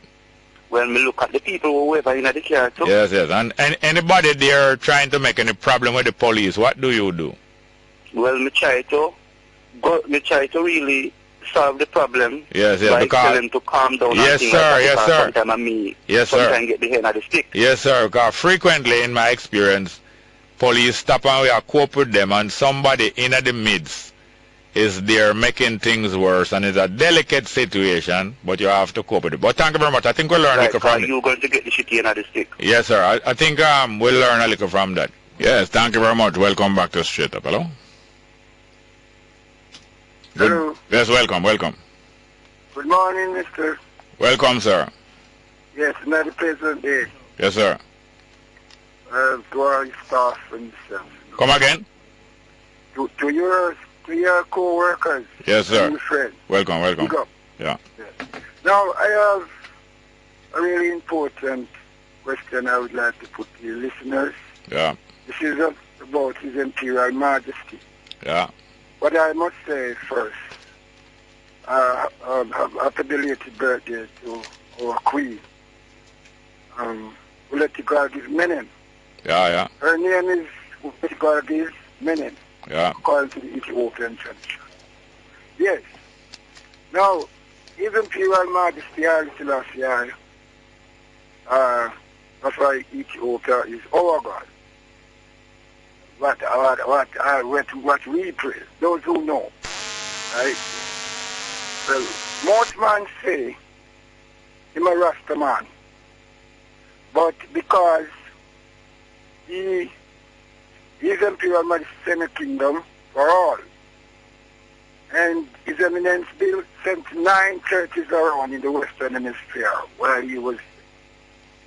And I would prefer for all the Rasta man and his twins, brothers and sisters, would get together and uplift these churches, because there's a lot of great history in our church, in Rastaman church, I should say, Orthodox, Ethiopian Orthodox. But we are not embracing it. And how can we not have such a great riches and we are not embracing, among us one another enough? And they turn their back on it, and the 79 churches are not want to help to develop it for their own benefit as black people, Yes. When His Imperial Majesty came to Jamaica in 1966, April 25, right, he sent us a messenger, that is Abuna Isaac. They stoned him after building 79 churches in the Western Hemisphere. Right? Rastaman used his name so many Rastaman use his name of them and make lots of money. You know, because every priest here, especially the music industry, is about his imperial majesty. Universal, I should say. Hold on a minute. Hold on a minute. Yes. Who is it that you call His Eminence? Oh, this is the Abuna, which is the Archbishop who rules the Western Hemisphere for more than 25 years. And when you say he built 79 churches, is some church building? Yeah, some of them is church, like the one at Maxfield Avenue. The church building? Yes. So to you the church is a building?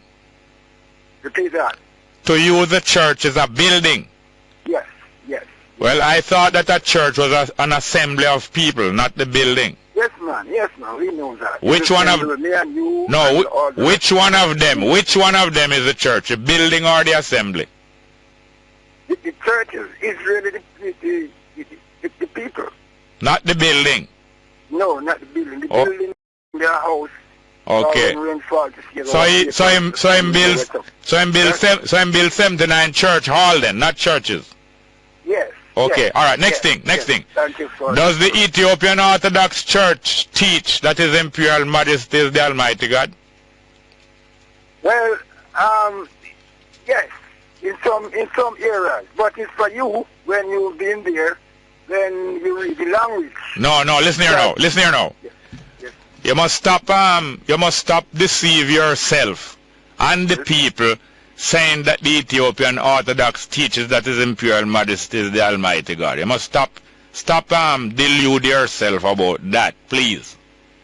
Well, all right. Well, let me share it with you. No, I don't have enough time. Please call back again soon. I don't have enough time. But right. we have time. I never finish this statement, but call again soon. You can call again even for this program, for the rest of this program. Thank you. Next one. Good morning and welcome to Straight Up. Hello? Morning, Jerry, again. Yes, sir. Welcome. Earlier. Yeah. I have some noise in the background, but I don't know if I can. Well, you're in a hollow room. Are you in a room that is empty? Kind of, just to get away from the noise. Anyway. All right. You know what, Jerry? I agree with a lot of things you're saying, and I like how you set up your reasoning. But there are some things that I want to be clear on. Yeah. For example, you think a small state with a big population can develop to become a state that its people are well taken care of, and not necessarily all individuals owning land for riches or well-being. If a small state with a big population can do Singapore can do what? Can become what do you call it now? Rich enough to take care of its own people without land being allocated to individuals. Without land being allocated to individuals? Yes. Yes, it can be done, but it have to be but the land have to be allocated, land and space and housing have to be allocated for, as it is now, for lifetime. No one can own land after them pass away. And that's why them have a system, so when a life is ended, if it is not indicated who that life wanted to inherit the property, no one can come inherit the property. But there's other systems that have never worked before that can be worked out and introduced about people holding land or families holding land for life, or families holding land as long as them need it, and so on. A lot of things can be worked out that never work out yet. Many of the solutions to living problems have never been worked out yet. Most of the solutions that human being going to arrive at don't even happen yet. The reason I ask, for example, Jamaica, they have a whole lot of lands that are not being used. And people who own land and that they are very poor, almost peasant on the property, right?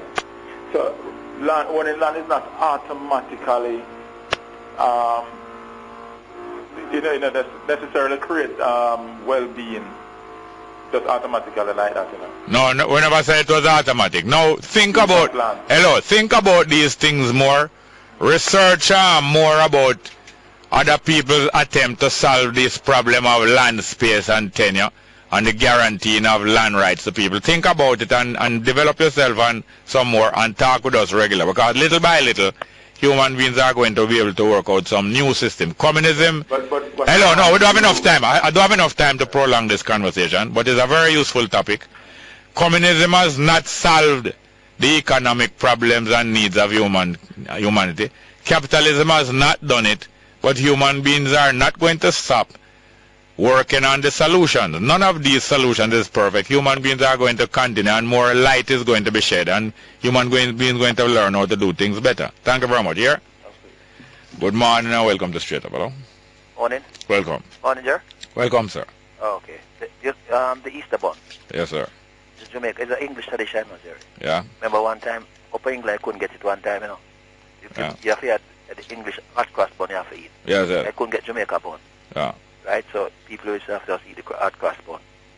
And you should travel like 200 miles go to Birmingham to come buy a bun. Yeah. So you find the Jamaican people. So that was That's in the 60s, man. That was when you migrate. Yeah, man. So and before you migrate go England, bun eating never go on to Jamaica. Yeah, Jamaica. Yeah. But this tradition came from the 12th century. Yes, I believe it. I believe the monk introduced it. Yes, it's a colonial tradition. Yeah, man. They put on the cross on it and supposed to eat on Good Friday. Yeah, Christians eat it. Yeah, a Good Friday bun. Yeah, yeah.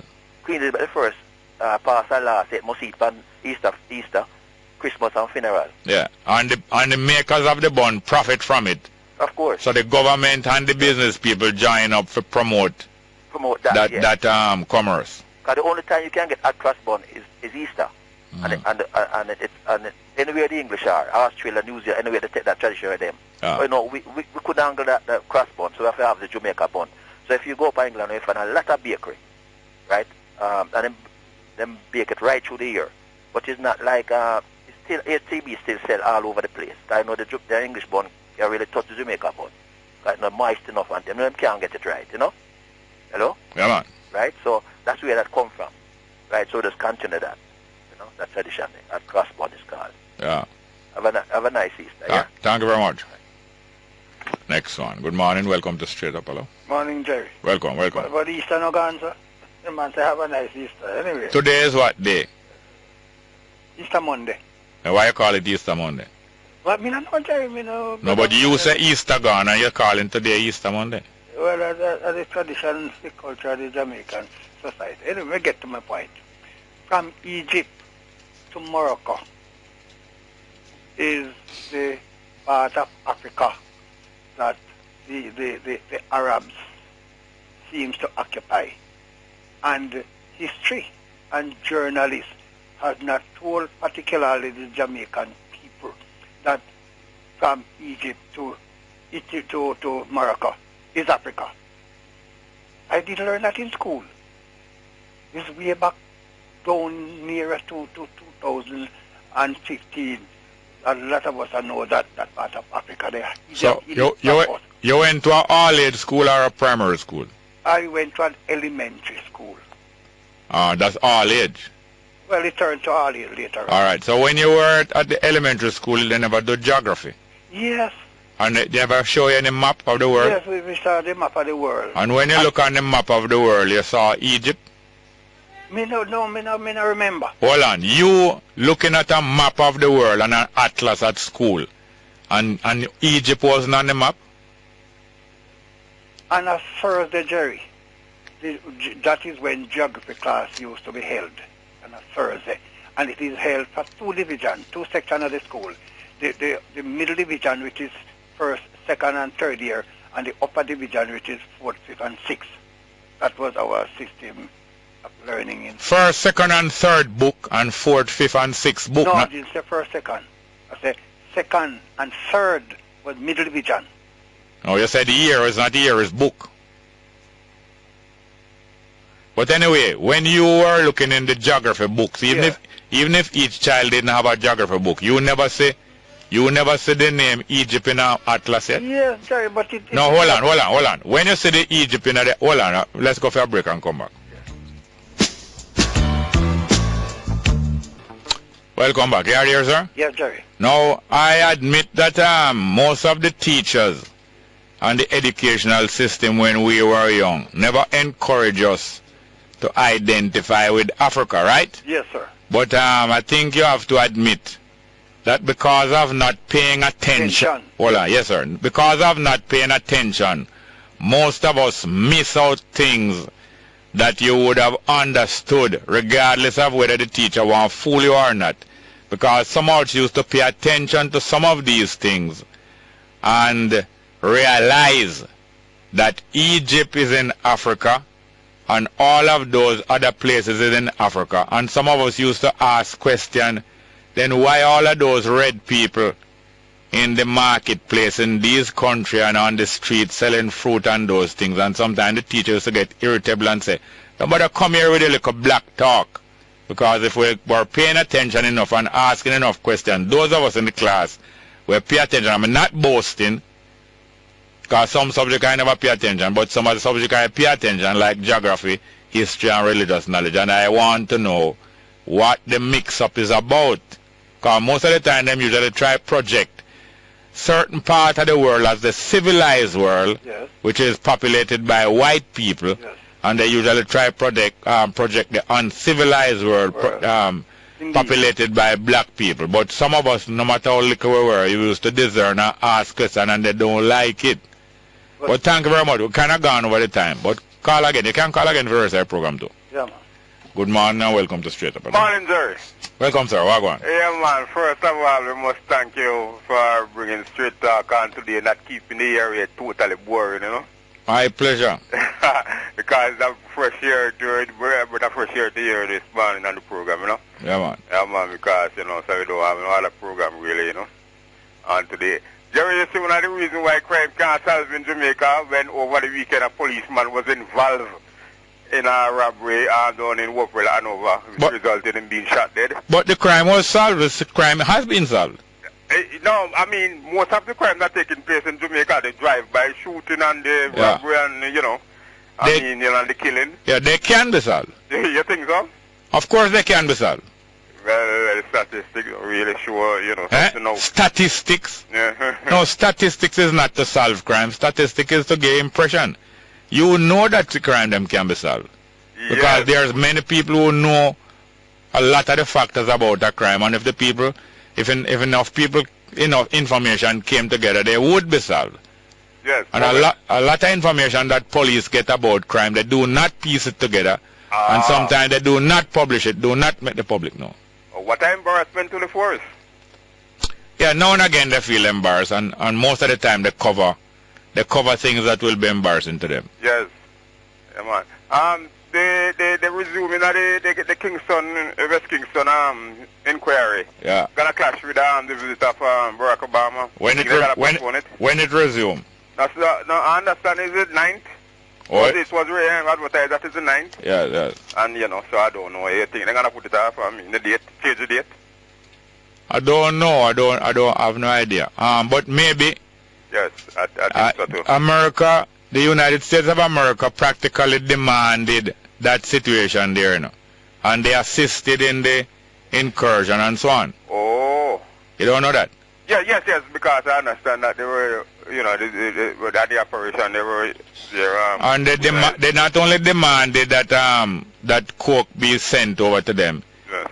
They also demanded, like the commissioner of police, the last commissioner of police. What happened to him? Well, he was relieved of his responsibility. Suddenly. Yes. By a ultimatum said, do this or that will happen, right? Yes. Well, very similarly, not only the commissioner of police resignation was secured that way, but the incursion of West Kingston and the handing over of coke and even the dismissal of Bruce Golding government were all requirements. Yes, that's true. So his coming on that day is not any contradiction. Oh, I see. Because these things happen as a result. Is America enforcing law and order in Jamaica? Yes. The Jamaican official, not the official that enforcing law and order. the Jamaican officials and government not efficient at stopping the scamming of American citizens. So America stepped in from time to time. Yes. Is that not so? It was going to be a destruction, you know. No, it is a celebration. Most likely it's a celebration.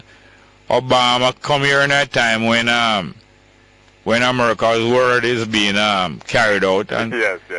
Not only they demand that coke must be sent to them, not only they demand that Tivoli must be dismantled, they probably demand that the roads are in a terrible condition.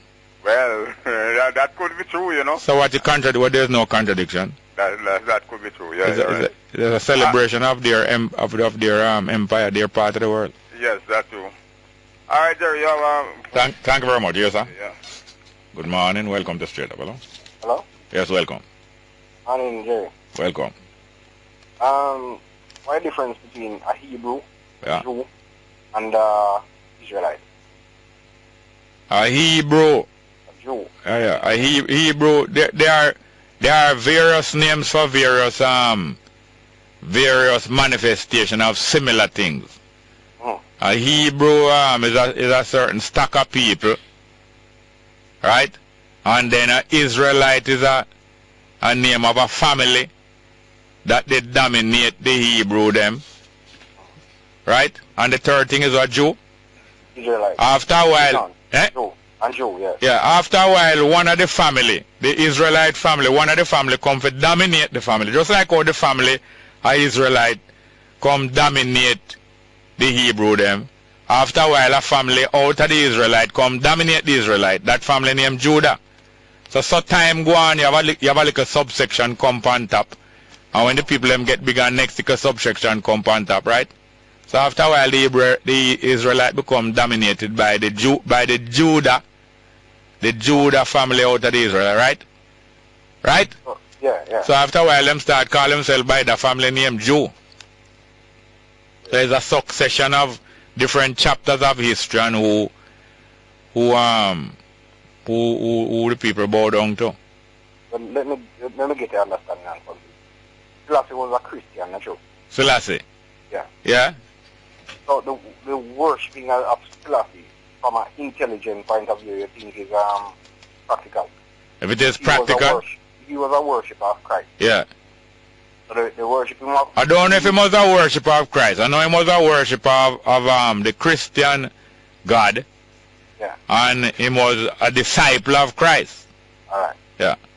So Rastafari and worshiping him, how that look to you from... Not all Rastafari worship Selassie. But those, from the point of view of those who do. Yeah. Well, Selassie did not promote worship of himself. And Jesus Christ did not promote worship of Jesus Christ. Do you know that? That is true. Do you know that Jesus Christ did not promote worship of himself? Definitely. But it's other people who it suit build up that worship after him move. True. And they became the beneficiary. They got more power by organizing the worship of Jesus. So it is that the elders of Rastafari who promote the worship of Selassie, they get a lot of authority and status. Did you know that? Yes. From the earliest ones who start to promote the worship of Selassie, they start to become big amongst the brethren and brotherhood. So it suits them and they benefit. Alright, well quickly now, Jerry. Yeah. See, I listen to you from morning and you talk about the Catholics and they talk about Rome. Yeah. Rome and the domination of Christianity. Yeah. And they come down into politics and all that. Yeah. One thing we recognize, when Jesus himself was being tried by Pilate. Yeah. Pilate insisted, listen, one reason I came into the world is to be a witness of the truth. Yeah. And Pilate said to him, what is truth? And he said that's the big question we need to ask. Then Jesus never answered him? No, he never answered him about what is truth. Oh. He told him, I came to be a witness of the truth. And Pilate asked him, what is truth? And he said, you think, in certain, one question I asked, he said, are you a king? And he said, my kingdom is not of this world. My kingdom is not something in the world like how you have other kingdoms. Yeah. Because if my kingdom did of the world, yeah. the citizens of the kingdom would have a war and fight. Yes. And beat. Yes. So I'm not saying that his kingdom is not a political kingdom. Not a political kingdom. Yes. It's not of the world. Yes. And the thing where we as Christians, not knowing, not to declare you Christian, but me as a Christian thing today. Yeah. Me I say that the kingdom of Christ is not of the world in terms of politics of the world, understanding of the world. Yeah, we've kind of gone over the time because it's interesting, but we have to allow some other people. You can call back again. All right. Good morning, welcome to Straight Up, hello? Jerry. Yes, sir, welcome, sir. Jerry, you hear me? That's why I say welcome. I never hear that. I had a gentleman call and was talking. Tomorrow is the inquiry, the Tivoli inquiry. Tomorrow, Tuesday? Yeah, man, tomorrow the 7th. Okay. And the President of the United States is coming on the 8th. 8 or 9? 8, them changed it from the 9th to the 8th. Okay. Yeah, man. And another thing, I don't know if you hear. Yeah. A Jamaican woman is arrested in the United States for joining the ISIS. Oh, yeah? Yeah, man. And they're charged her, you know. Oh, yeah? Yeah, because, you remember, the other day, the United States official asked the Minister of National Security, Bounty, if you know that Jamaican is traveling overseas, joining the ISIS. Yeah. And Bounty said he didn't know. So it is approved now that one of our Jamaican woman in the United States is signed to the ISIS. And she's under arrest in the United States. Yeah. Look more. Thank you very much. Good morning, welcome to Straight Up, hello? Morning and welcome to Straight Up. Go ahead, please. Morning, Mr. Jerry. Thank you for pulling me back on board. You see, I just want to finish my shot. Yeah. Yeah, we were stopped at where he said His Imperial Majesty and Nagina who built 79 churches around the Western Hemisphere. Yeah. So we are speaking about His Imperial Majesty then, because he falls into that. He sent the church here. He sent that man here. Yeah. He don't want to come, but send him. Yeah. This towards that most time on the Ark of the Covenant at Maxwell Avenue. Yeah. Now, sir, what I would like to share, His Imperial Majesty. There's a lot of people who don't believe in His Imperial Majesty, but His Imperial Majesty have the highest name in the world. If we know his history, we would know. We have the highest name, none like him, none whatever. Because you see, the reason why we say he revealed himself to a lot of people who know. And because of this, we know who is it. Because you see the word Selassie, or Trinity, I should say. Trinity. In our language, the word Trinity means Selassie. You see? And, yes. So, when you take it into consideration, some people still don't believe that Majesty is the true one. Right? Because no, hello. You didn't say true one, you know. You didn't say true one. You said that the Ethiopian Orthodox Church teaches that Haile Selassie is the Almighty God. You didn't say true one. Let's go for a break and come back. Welcome back, sir. Hello? Yes, Mr. Small. Go ahead, please. And His Majesty. Now, you see, when we say, according to the books we read, it said, Kidusi Filus, Exonerate Negos Negan, na better I better men go to Addis Ababa, Ethiopia, Jerusalem. Ikidusi means holy Selassie. But you see, sir, if we as Rastaman and woman know our language, then we would know who is the real God and would know who we can call God. Because that's not going to come tell us I'm a God. You get it? But if we hold on. You mean God in a person, right? God in a human form, you see? Hello, you hearing me? Yes. Are you saying that God in a human form is not going to tell you that He is God? Well, no, because... Okay, stop there. No, stop there. Hello, stop there. Hello. The words and his action. Hello, when I ask... Hello, are you hearing me?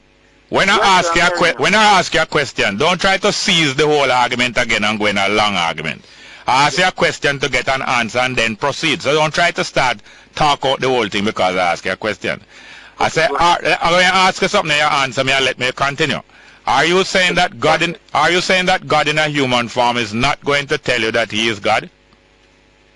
Human form not going to tell you that He is God? I say if God in a human form would not tell human beings that He is God? Yes. Man know that because... No, hold on. No, you're going to the next long argument. Hello, you're going to the next long argument again. I want a yes or no from you. if God in a human form would God in a human form tell other human being that he is God, or he would not tell them? He would tell them, yes. Okay, when Jesus was here, he told people that he was God. Did he? Yes. Did he? Did he? Yes. Did Jesus tell people that he was God? Well, just yes or no? Jesus tell people so. No, yes or no? Because there's no word in Hello. Jesus. Hello. The Christ, Jesus Christus, when he was here, did he tell people that he was God? He does not want to answer. Hear me now. When people are deceiving people, you see, they don't have any shame. The only time that some of them have shame is if they are revealed to be deceiving themselves and deceiving people. Some people are shameless when they are deceiving people, and some people are deceiving themselves and deceiving others. That the Ethiopian Orthodox Church teaches that Haile Selassie is the Almighty God. Some of them are shameless and some are ignorant. Some of them not really guilty, but they're just ignorant. Next one. Good morning and welcome to Straight Up. Good morning, sir. Welcome. How are you? Fine, thank you. Yes, you had a good Easter, sir.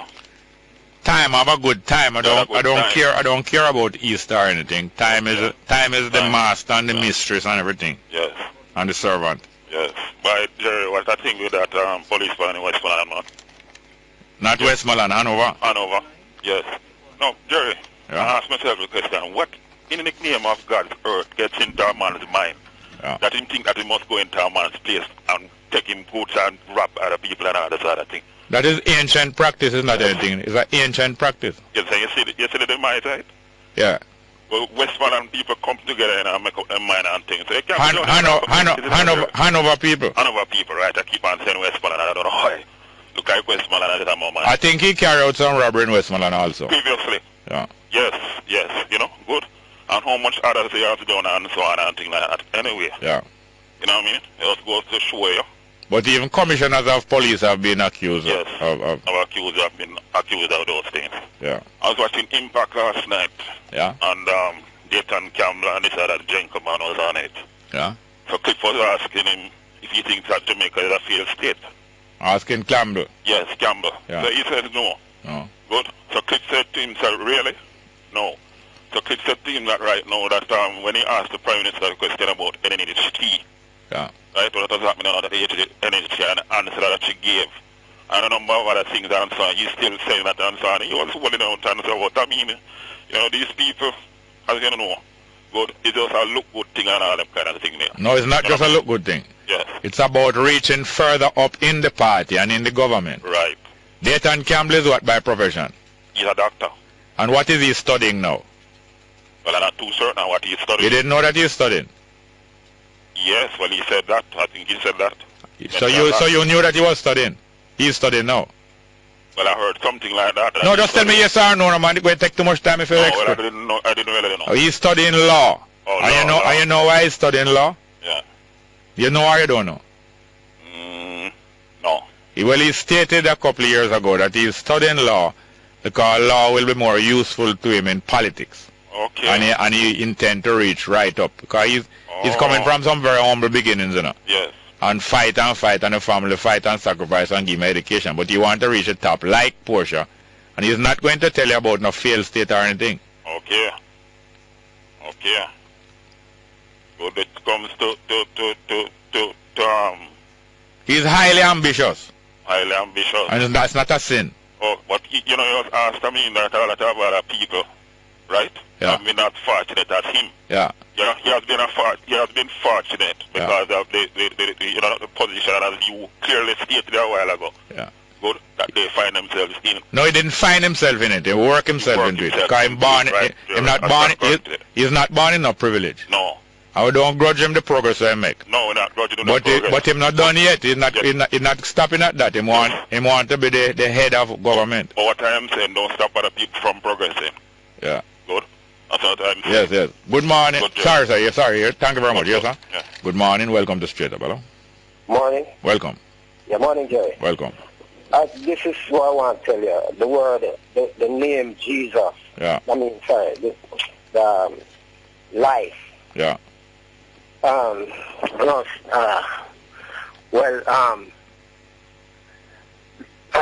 God. Yeah. It's English word. Yeah. That means the source by which life evolves or exists. Yeah. You understand that? Yes. Now, what is the source by which life exists? The source? The source that caused life to exist. Cause? Yeah. Life no need no cause, because life is. Okay. And always life, yeah. Wait. Yeah. Life really and truly is really bacteria, is really living organism called bacteria. Yeah. And it just become intelligent. Yeah. I mean, the source of life just exists around us, and it's in the water. It's water. Really. Its organism is water. Yeah. And when you become intelligent, your intelligence makes you want to think what you think and want to understand more about what caused it to be here and so on. Yeah. But people are always on the wrong track. Yeah. Life is the only thing that's not created. Creation is what man do. But not what life do. Life form. You see it in front of you every day. Yeah. You see the water just settle up in the corner. Yeah, hold on a minute. So you say life has always been, it wasn't created. No, it's not. Well, that's what it seemed to me too. So we're not in contradiction then. Well, of course not. You can't contradict that, because if you do researches and explain, you want to understand. Yeah. You don't listen to. You go and research yourself, and then when you can't find nothing to contradict what you're saying, you work along that line and you can see clearly. So so when I say that one of the greatest, when I find out that one of the greatest thing is to get to know yourself. You have found that too, and the next thing, sometime you find out the other thing first before you know yourself. Next thing is to get to know life. Either one of them can come first. Know life before you know yourself, or know yourself before you know life. No, there's a force that caused life to be here on the planet Earth, and that source is what we call nature, which is, heat and water, heat and time. The organism in the water has to survive within a certain temperature ratio, and one way or the other. If we get too hot, all life force on Earth will die out, and if we get too cold, it's gonna be frozen up. Might come back when the temperature. All right, we do have enough time to go through the whole of that. But next thing is, you hear me? Yes. So you figure out that outside of the Earth. Right. Which is a planet of the sun, of our sun, of this sun. Yes. Outside of the Earth, you believe life exists anywhere else? It's possible, because if there's a condition similar to in this solar system. All right, so you understand that the sun is life too, right? Hold on, hello. I don't want to get a long answer. No. Do all the time for you. Just tell me yes or no. So you understand that the sun also is life too, right? Is in life? Yes, don't give me a long answer. Just tell me yes or no. If you don't understand, say no. If you understand, say yes. So do you understand that the sun also is life? Okay, yes. All right, and all of the other billion suns out there in the universe, you understand that they are life also? Yeah, because no, don't give me the long answer, please. Hello, please don't give me the long answer. Go and answer one more time. Just like how you understand that the sun out there, that this earth is moving around, is life. Do you also understand that all the other billion suns and constellation out there is also life? You understand that? Should be the same thing. All right, thank you very much. Call again soon. Thank you very much, sir. Thank you. Morning and welcome to Straight Up. Jerry. Yes, sir. That guy Clip used. We're on 93. We're on 93? Yeah. I'm on new stock? No, sorry. We're on 90. New stock. I don't know if I'm on it. Sorry. That guy Clip used, we won that radio station. Yeah. I don't know if I'm on it. I don't know. Yeah, man, we won a radio station. Yeah. Shortly after he lose the case from P.J. Patterson, when P.J. Patterson sued him. Yeah. I think come on the ear and talking about Jamaica is a failed state. Yeah. It's just because he lose the case, you know. He talking and run up the mouth that Jamaica is a failed state. Yeah. Jamaica is not a failed state. Yeah. If you want to know about a failed state, talk about Libya. Libya. Libya is a failed state. What in Libya failed? the amount of violence and killing. Yeah. Two governments around Libya, you know. Yeah. The terrorists and the natural government. Yeah. As Turkey and them place there. Yeah. Istanbul. Yeah. Who schooled you in that? Who schooled you in that? Who schooled me in that? Yeah. I watch and see I watch the internet. Apart from that, violence. okay, if nobody schooled you, just say nobody schooled you. Who schooled me, man? You found out that for yourself. I found out that myself. You found out for yourself that Libya is a failed state. I know that those countries failed states. Okay, hold on. And you were the first person found out that was a failed state? No, I don't know.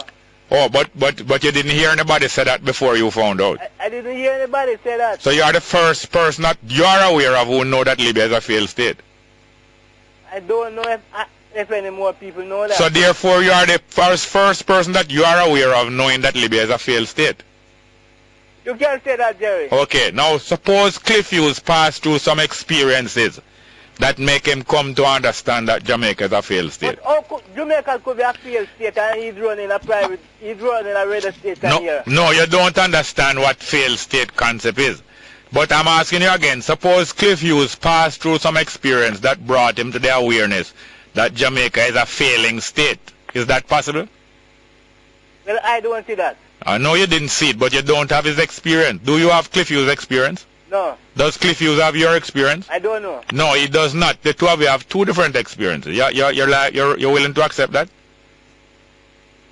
That both of you have two different experiences? I don't know about Cliff Hughes. I know about Exactly. That's what you mean, you know. Saying that I don't know about Cliff Hughes means that you have different experience and you, Wilson, have different experience. But Jerry... All right, no, we can't go on over the time, but it was very useful talking. No, it's very useful talking to you. It was very useful talking to you. And I hope you benefit from the little 3-minute talk. Let's go to our next call. I must go on. I am going on as far as I can go. Thank you very much. Next one. Good morning. Welcome to Straight Up. Hello. Welcome. Nobody else there? Yes, welcome. Go ahead. Greetings. Yes, greetings. Bongo, am I on? Yes, sir. Yes, sir. Blessings. Rasman Dito. Yes, sir. I just called to offer some clarification. Yes, sir. Christ is a title. Yes. Right? Now the order of the Christ, which is like the order of, let's say, the stewardship of the Almighty. Yeah. That was established in the earth. Not just when Jesus come, I would prefer to say Jesus. Yeah. Not just when he came, but from creation, from the outset. This is what we call the Melchizedek order of the Christ. Yeah. And within the King James Version of the Bible, this order would have been represented by people like Melchizedek himself, Enoch, Moses, Elijah, Jesus. Yes, and hold on, just a minute. The title Christ, what does it mean? It means the word of God that dwells amongst man at any given time. All right, one minute. Yes, 1 minute. Then the title Christ, have you researched it in any way from the people who originated? If I have researched the title Christ? From the people who originated, yes. No, well, I am giving you my perspective. No, I'm not. Hello, sir. With all due respect, yes. I'm not denying or contradicting anything you're saying. No. I just want to know if you have researched the title, the meaning of the title. Would you allow me? Hello, please. Are you hearing me? Are you hearing me, sir? I will give you the time. You don't bother fret about the time. Without contradicting you and not denying that what you are saying is true, I just ask a simple question. If you have ever researched the meaning of the title Christ from the people who originate the title, have you ever done so? Well, I've researched it. Just tell me yes or no, no. Just tell me yes or no, no. From not from the Almighty, from the people who originate the title. Okay, and what the Greek word Christ, what it means? Christ is the word according to Scripture. No, the Greek word. What the Greek meaning of Christ is? I don't have to learn from the Greek, Bongo. I am learning from the word of the Almighty, which is the highest. All right, may I say something to you now? Yes. Would you agree that the word Christ means anointed? Yes. Okay, but you never brought up that. But you wouldn't disagree. No, but I'm saying, Bongo, that is beside the issue what I'm trying to speak to, and it's going to take time to go into. I am giving you you don't worry about the time. I am giving you the time. All right, go ahead now. So therefore, the order of the Christ was sealed up by His Imperial Majesty, Haile Selassie, on the throne of David. He sealed up the covenant that the Almighty made with David, that we refer to as the Davidic covenant. Yeah. Haile Selassie, the man in the flesh, was the last Messiah. Yeah. The Almighty is a spirit, the great, immeasurable, Almighty God. It cannot be measured by man. An almighty spiritual God, Rastafari, that now dwells inside of His servants, which we refer to the kingdom of God, which is now amongst man. Yeah. The kingdom of God amongst man is the spirit of the Almighty God, which now dwells in His servants, which is among us at this time. So it's not Haile Selassie alone is God now, but His servants are God. Well, the Almighty God operates through His servants. Could you just tell me, yes sir, listen here, hello. Could you tell me? No, would you allow me? Would you allow me? Hello. Yes. If there's an interchange between yourself and myself and the people listening, and if I ask you a question, I would like a simple answer before we get the complex answer. After we get the simple answer, we can go into the complex answer. But we can't. The more something is true, is the more we can acknowledge it as truth, and then we can explain it otherwise. But if we can't acknowledge it as true or false, and try to rely on explanation rather than answer. Let me give you a what you are doing is that you want to dominate the reasoning and not to clarify. But let us clarify this. Is the Ethiopian Orthodox Church, does the Ethiopian Orthodox Church teach that Haile Selassie is the Almighty God? To be honest, Bongo, I don't know, because I'm not a member of the Alright, well that is a very fair answer. What I do know. Alright, no, don't go into that. No, please don't go into that. You're going to take up too much time. Because you're going to give me your whole... Every time I ask you a question, you cannot afford for you to give me your whole philosophy and opinion. Alright, okay. Yeah, and I extend the time point you're reading, and I still will extend another minute. But it can't be just about, cornering and all that kind of way. So anyway, hello, allow me please. But you still... the point that I called to deal with, Bongo. Alright, 1 more minute, go on. Yes, I'm saying now that the spiritual warfare that exists at this time is what bears out God and the devil, so to speak. And I can give you a solid example at this time. Right now there's a release out there of the Rastaman's case for ganja, which is a divine one. There is a release out there of the proposed Republic of Kasambu, the Rastafari nation in Jamaica. And all of this is prophecy. Who give it? Who? Rock I will build my church. Yeah, who give it? The gates of hell will not prevail. Yes, who give it that name? No, I'm saying none of these releases have been said. Hello, what is the question? Hello, listen to me. Hello, listen to me. We have the Jamaican government. Are you listening to me? And their cohort. Are you listening to me? Are you listening to me? That want to rob the Rastaman's ganja. All right, tell me something. Are you listening to me? Are you happy with the side that you find yourself on with today, Bongo? I'm asking if you are listening to me when I'm trying to get your attention. Do you see the Let us go to our next call. Lines of the spiritual warfare? You have no intention to have a reasoning, but you just want to dominate and ram down this thing, and that's why I wasn't able to invite you. Well, let's go to our next call. Right. The next call. Yes, good morning. Welcome to Straight Up. Yes, sir. Yes, sir. Yes. Yeah. Yes. Welcome. Yes. Yes. You always talk about everyone want a land space. Yes, sir. And you talk about ants. Yeah. Well, you have many ants. Yeah. But you have one of the ants named mad ants. Yeah. Them no bite. Yeah. And that Hans Madans represent the Abattoir Jerusalem. Yeah. Them travel with them local. It's egg represent the young one. Yeah. And that's how it happen right now with all ISIS. They run up and down over the world. I just say ISIS is like the Madans. Not ISIS, the people them who are run. Oh. The people them who are run. All these Al-Qaeda, the whole of them, where make people them are run up and down. Left them home. In the 72, the Manly story. Yeah. You have 4 songs. Black Heart Man was one. Black Archangel. Oh, Secret Heart. Then know the shepherd lost his sheep. Go beyond to that shepherd who lead his sheep to the wrong pasture. And that's how Father Howland come out with him big hit. Yeah. That's when come out with him big hit. No, Black Heart Man again.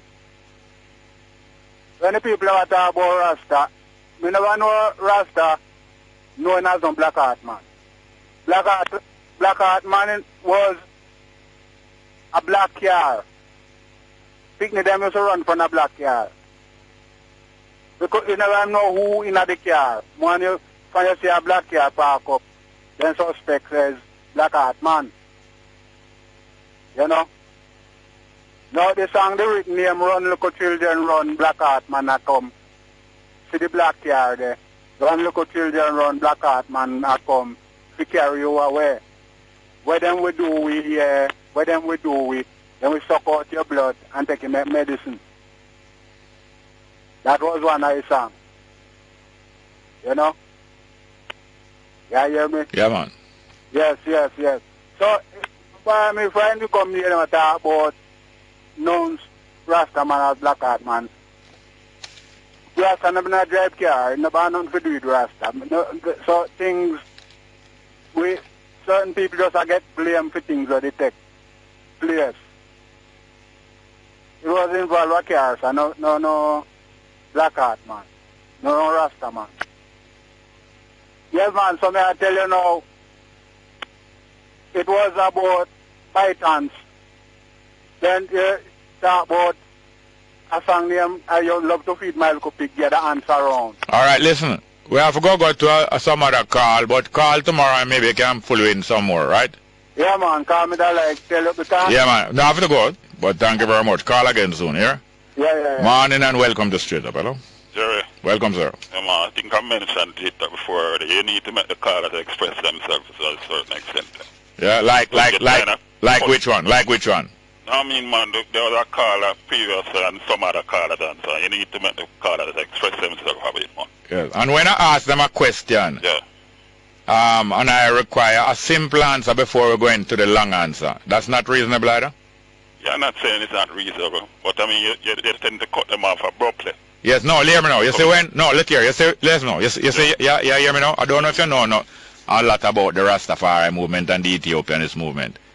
But there are a lot of people who fool themselves and recreate history and recreate scripture and turn things around to fool other people like what they have been convinced of, you see? And hear me now, would you allow me? I'm talking to you, showing you something. Go ahead. And I am not, my program is not here for them to promote their turning around and spinning around things. Not here. I am here to ask them some questions. But it's not a promotion with all cases and things. There have been some good conversation and so on, and some people come on and get break off the point at certain points, man. That's what I'm saying. You hear this now? I am not here to facilitate political propaganda. I don't done it, but I can't allow it. Alright, go on, you go on that. Yeah, and I'm talking about political propaganda because I know some of the business. But I never finished talk. I never finished talk. I'm not here to promote either and allow religious propaganda. If they come with it, I will make it be aired. And when they make it aired for enough, I'm going to ask them some questions about their religious propaganda. And if they want to squirm and twist their way out of it, I'm not going to allow them to squirm and twist their way out of it. I'm not going to allow them to dominate. Jen, come on with an argument about some medical thing, and so I was very interested, and so I'm going to cut them off abruptly. These are some snake oil. These people are selling snake oil and promoting themselves as some healer. I'm not here to, my program is not about them using my program to promote their healing abilities and their business. It's not going to be allowed. It's not. Yeah. It is not going to be. Yes. Where does Wilson get in his argument that Libya is a failed state? Libya is no failed state. Yeah. You say Libya is a failed state? I have not decided any of those things. I am not decided. Libya is not a failed state. Libya was quite a progressive country. Yes. Libya was infiltrated by the United States. Yes. Good. Yes. And interfered in a lot by the United States. Yes, yes. Good. Because Gaddafi is good. And Libya and Gaddafi, United States and Gaddafi was working together for decades. You know that? Yes. You know that? Yes. You know it's them and him come back to agreement and them set him up back? Yes, and them set him up back and so on. Yes, yes. Good. So I don't know where Wilson gets his information and stuff. All right. Thank you very much. Thank you very much. But I'm going to tell you, none of these spiritual or political propagandists are going to come here and don't face some tests of the reason what them have. And I'm not going to allow them to dominate the time and to turn the program anywhere. And hear me now, I'm not looking at any popularity amongst Christian, Muslim or Rastafari or politician or anyone. I'm not looking at popularity. The things that I talk will make me unpopular among some of them, but that is not going to shape my thinking or shape my understanding. It's not going to. Thank you very much. Let's go for a break. Welcome back to Straight Up. I'm your host, Jerry Small. Good morning. Greetings, Jerry Small. Welcome, sir. Yeah, as I elder, I know, I kind of embarrassed how me heard some of the Rasta express. Knowing that it's a public forum, people listening, and you asking relevant questions as to clarify things. And, you know, we're having a dialogue, as we say, and people understand, say, a dialogue. Other people listening and need clarity. Young Rastafari need to know things. Yes, sir. But since I speak, I mean, it's like, the 90s, late 90s, before I get some, you see, a sketch thing about Carl Garden and stuff like that. So, you know, but as you say, for a youth, me as a man never just swallow things. I is a man who love. The truth is my objective. So it's not an argument contest, and that Mrs. Nuffman engaged in, and it is not fruitful. You see? And I'm in love the maturity for the bring clarity to this medium where enlighten the things everyone can understand it, and we need to question.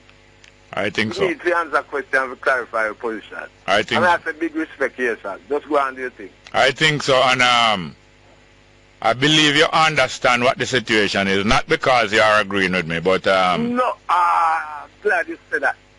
But I the same truth. Yes, Majesty say, and philosophy which whole one way superior and one inferior. Yes. That means an equality, must say. Yes, sir. See?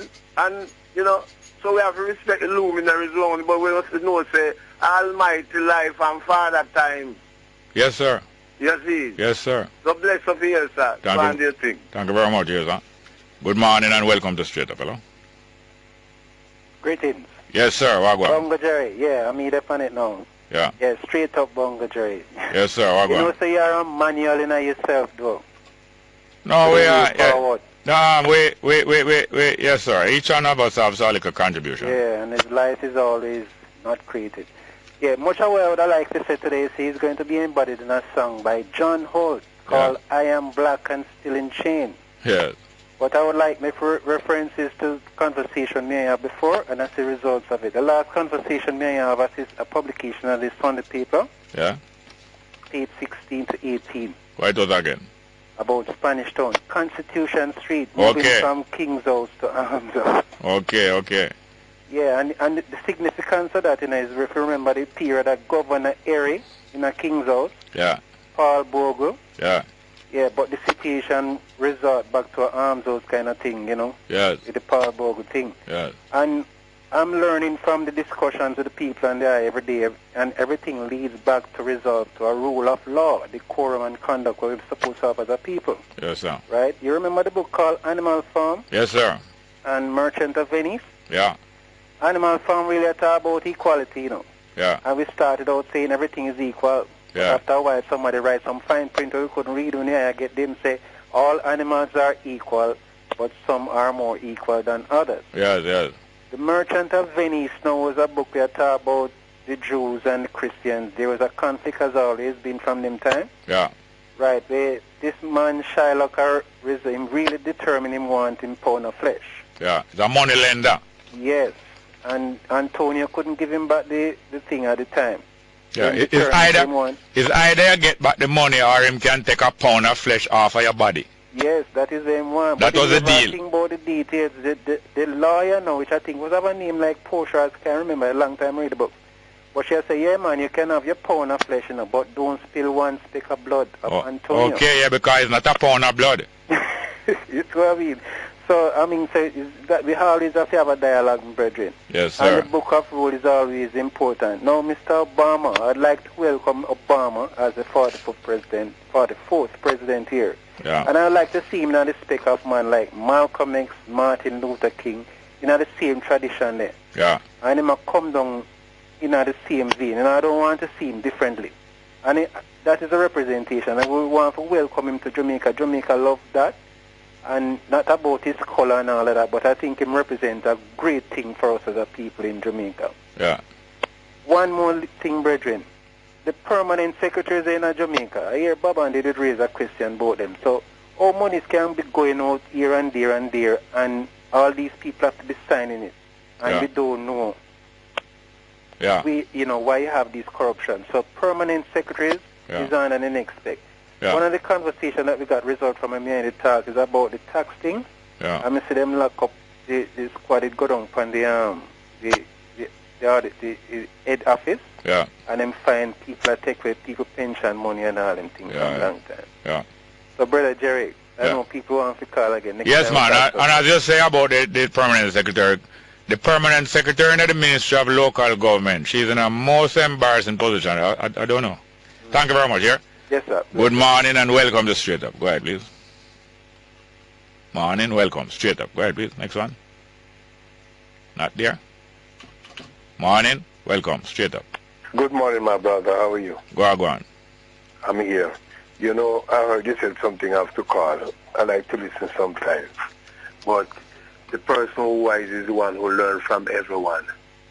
When a person come here and saying something to you which is significant, you must adapt it. Because sometimes maybe you'll have to do the same thing by learning the right thing. Everyone live and you learn. Yes, sir. So when you say, upset certain things on the radio, like politics, and most of what I argue on this radio here is politics, because people are going through their problem and they would like to discuss it with you. You can maybe comfort them. Because I talked to Cliff Hughes many times, and when he sit down and reason with me, he showed me certain things that when I look back I can't put the world upon my head. I talked to Monty Perkins the same way, and he told me how life's really stay. And I would like you to be just like in an person's shoes by telling a person the same thing. Hold on a minute. You want me to be in Cliff Hughes' shoes? Yeah, man. That's what I mean by in his shoes. Reason with everyone. Because he's a man, Just like somebody tell me hear some idiotic on the radio and I talk, and I just say, sure. Jerry teach me, I run him off. I say, no, you must not do that.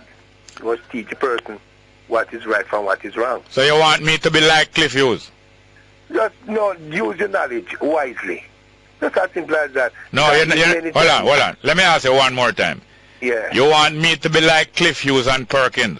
You can't be like him, but you're not answering. Want you to do. You're not answering. Now imagine, you came here and said that you want me to be like them, and when I ask you back now, you don't want to say that yes, you want me to be like them. If I answer you, I guess you understand what I mean. I mean, I don't quarrel, no, that show you say, just reason at the way, because sometimes me hear you and some people, even when me hear you reason, sometimes me say even coming like one time, no one time, no two time, no three time, me put certain things to you.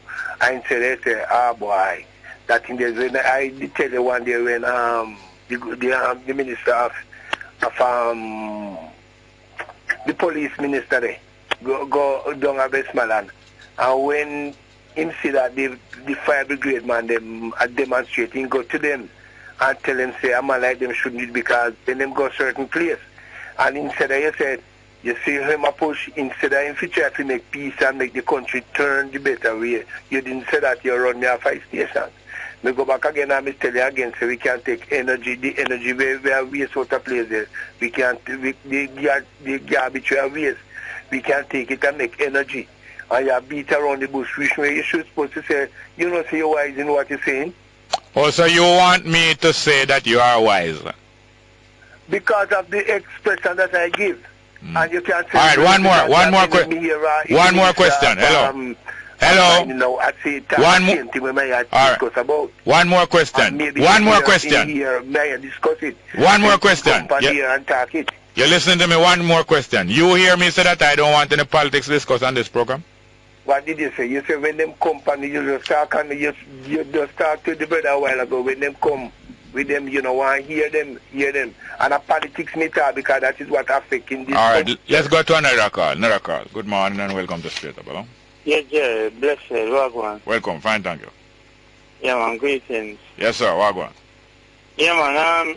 You the Axe, Raps, Mandingo. Mandito, rather. Yes, sir. To define Christ, you know. Yeah. After him fail, and you did when you say Christ mean the anointed, a Greek meaning, you know. That's my understanding. Yeah, and that is my understanding still, and that is the understanding given, right, in the book, in the dictionary as well. Yeah.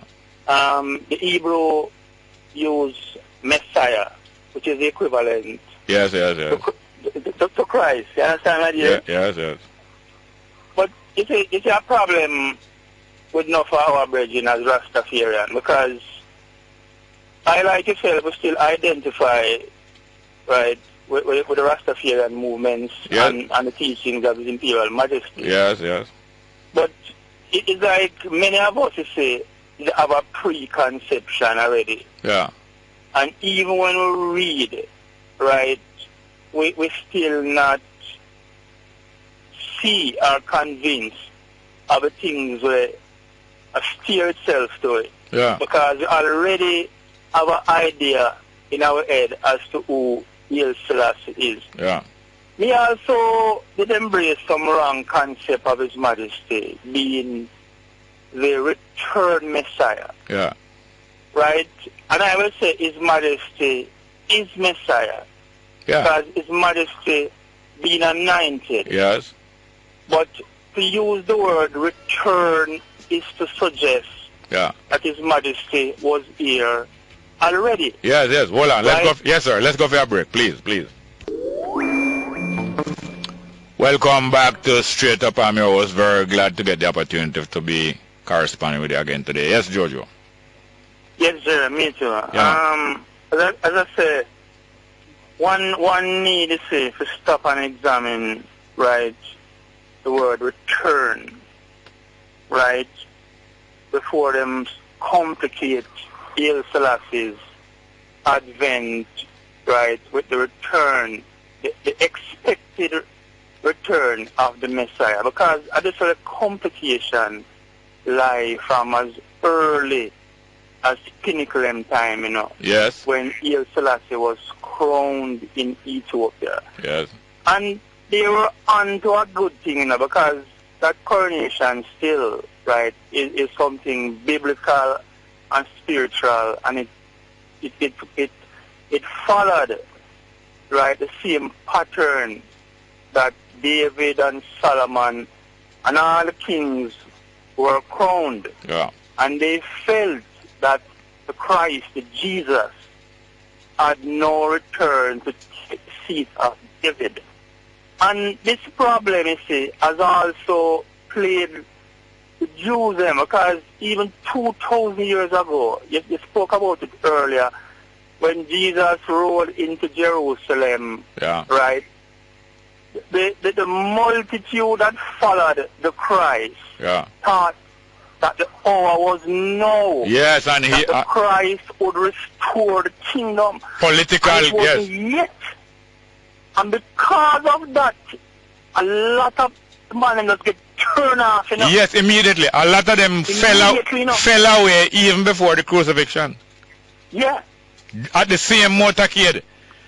By the time the motorcade finished. All them clothes and spread upon the roof. Yes, upon the streets leading to Jerusalem. Yes, sir. Pave the road, right? new pavement.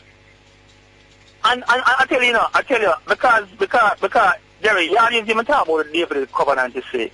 But ever since David received that promise from Nathan the prophet, right, there was hope guaranteed for the Jews because a kingdom would be established one day and it would rule and it would be perpetual and so forth, right? So all the prophets following after that, right, prophesied of the coming of the Son of Man to take up that rule and to rule Jerusalem and bring peace, right?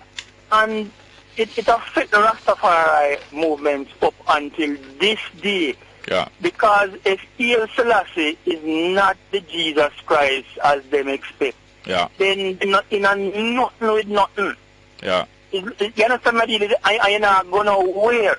You understand what I did? Yeah. But with all that, you know, I still embrace the teaching of His Majesty because there are some very important teachings. And them mesh, they don't contradict the teachings of Christ, so why wouldn't embrace them? No, they mesh. Yeah. And I don't even want to sound one-sided, Jerry. Yeah. Right? But I always emphasize the taking of the kingdom and the throne of David. And it sounds like a Rastaman thing. Yeah. But 2,000 years ago, the only message that the angel Gabriel read off, took to the mother of the Christ, was that she would have a son and he would take that seat. There was no other message, you know, the single message. Yeah. And before the Christ leave, right, they call it the post-resurrection seminar then. 40 days them spend with the disciples. Yeah. The most salient question was, will thou restore the kingdom at this time? Yeah. And the Christ said, time is not for them to know, and so forth and so forth. Yeah. So essentially, that kingdom message, right, is a core message. Yeah. But we can't set time or we can't set agenda. No. Right? And one thing. I only have 10 seconds left. One thing. Yeah, man. Get on. One thing we know, that capitalism failed. It is very successful as a system of producing wealth, but not of sharing wealth.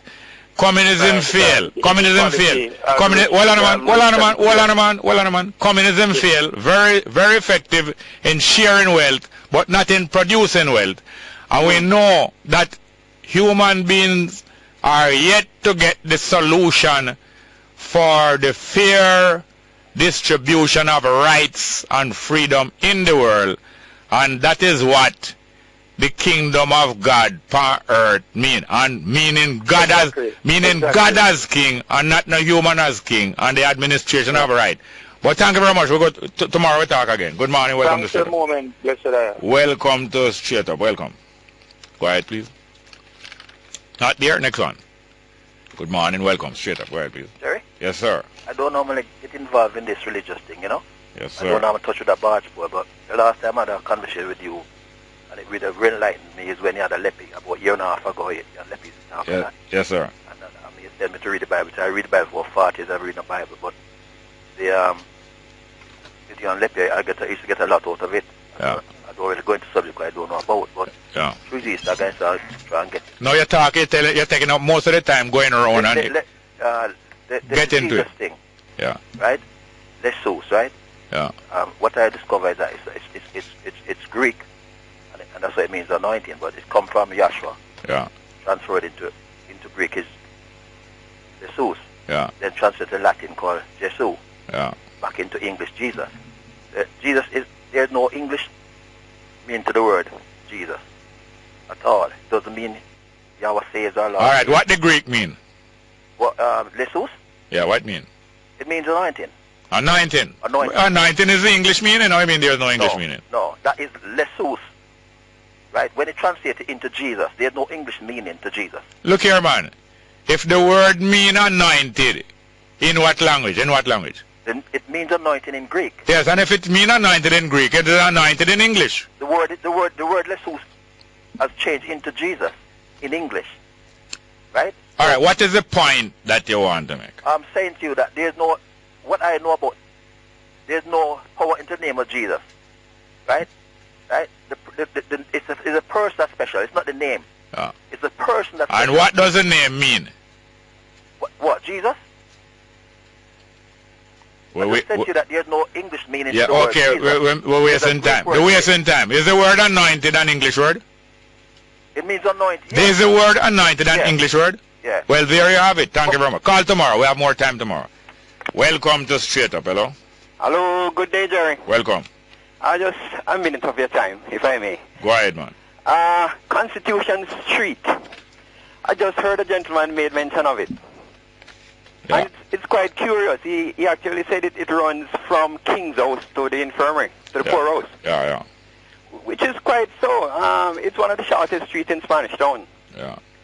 In fact, it never occurred to me, it never dawned on me. I mean, I'm around that street for so long. Yeah. It never occurred to me that, boy, it really runs straight from the King's House into the gate of the poorhouse directly. So these are two houses for which the government is responsible. And the upkeep of both houses come out of the taxing of the people. Yeah. One is for the most rich and powerful. Yeah, because the parish council is in between them. No, listen, we don't have much time. One is for the most rich and the powerful, the governor and the representative of the monarch in England that is juicing out the people. The other one is for the poorest of the people, and they're supposed to take care of the people out of the government resources. Yeah. Yeah. Yeah, it just crossed, it crossed my mind that it just crossed Red Church Street and White Church Street. Just a few yards, you know. Boop. Yeah. One gate into the next. Yeah. Well, I'll call you in the week on the mayor of Lucy and Caroline Cooper. Okay. So later on. Well, thank you very much. Cool. I'm very thankful for having been here today. We come to about the end of the program at midday. And I'm your host, Jerry Small. Remember, this is News Talk 93 FM, the radio station that is run by the university. So when you're talking about the program Straight Up, remind people that it is on 93 FM News Talk. Encourage them to listen to that station and the other program on that station. Thank you very much for having been here. I want to thank my technical operator today, who has been like a producer, Roddy and Row. Straight up. We'll go straight forward to Lure. I'll sing a next song for you about the difference between what's wrong with the world and what's wrong with some of the people. Straight up.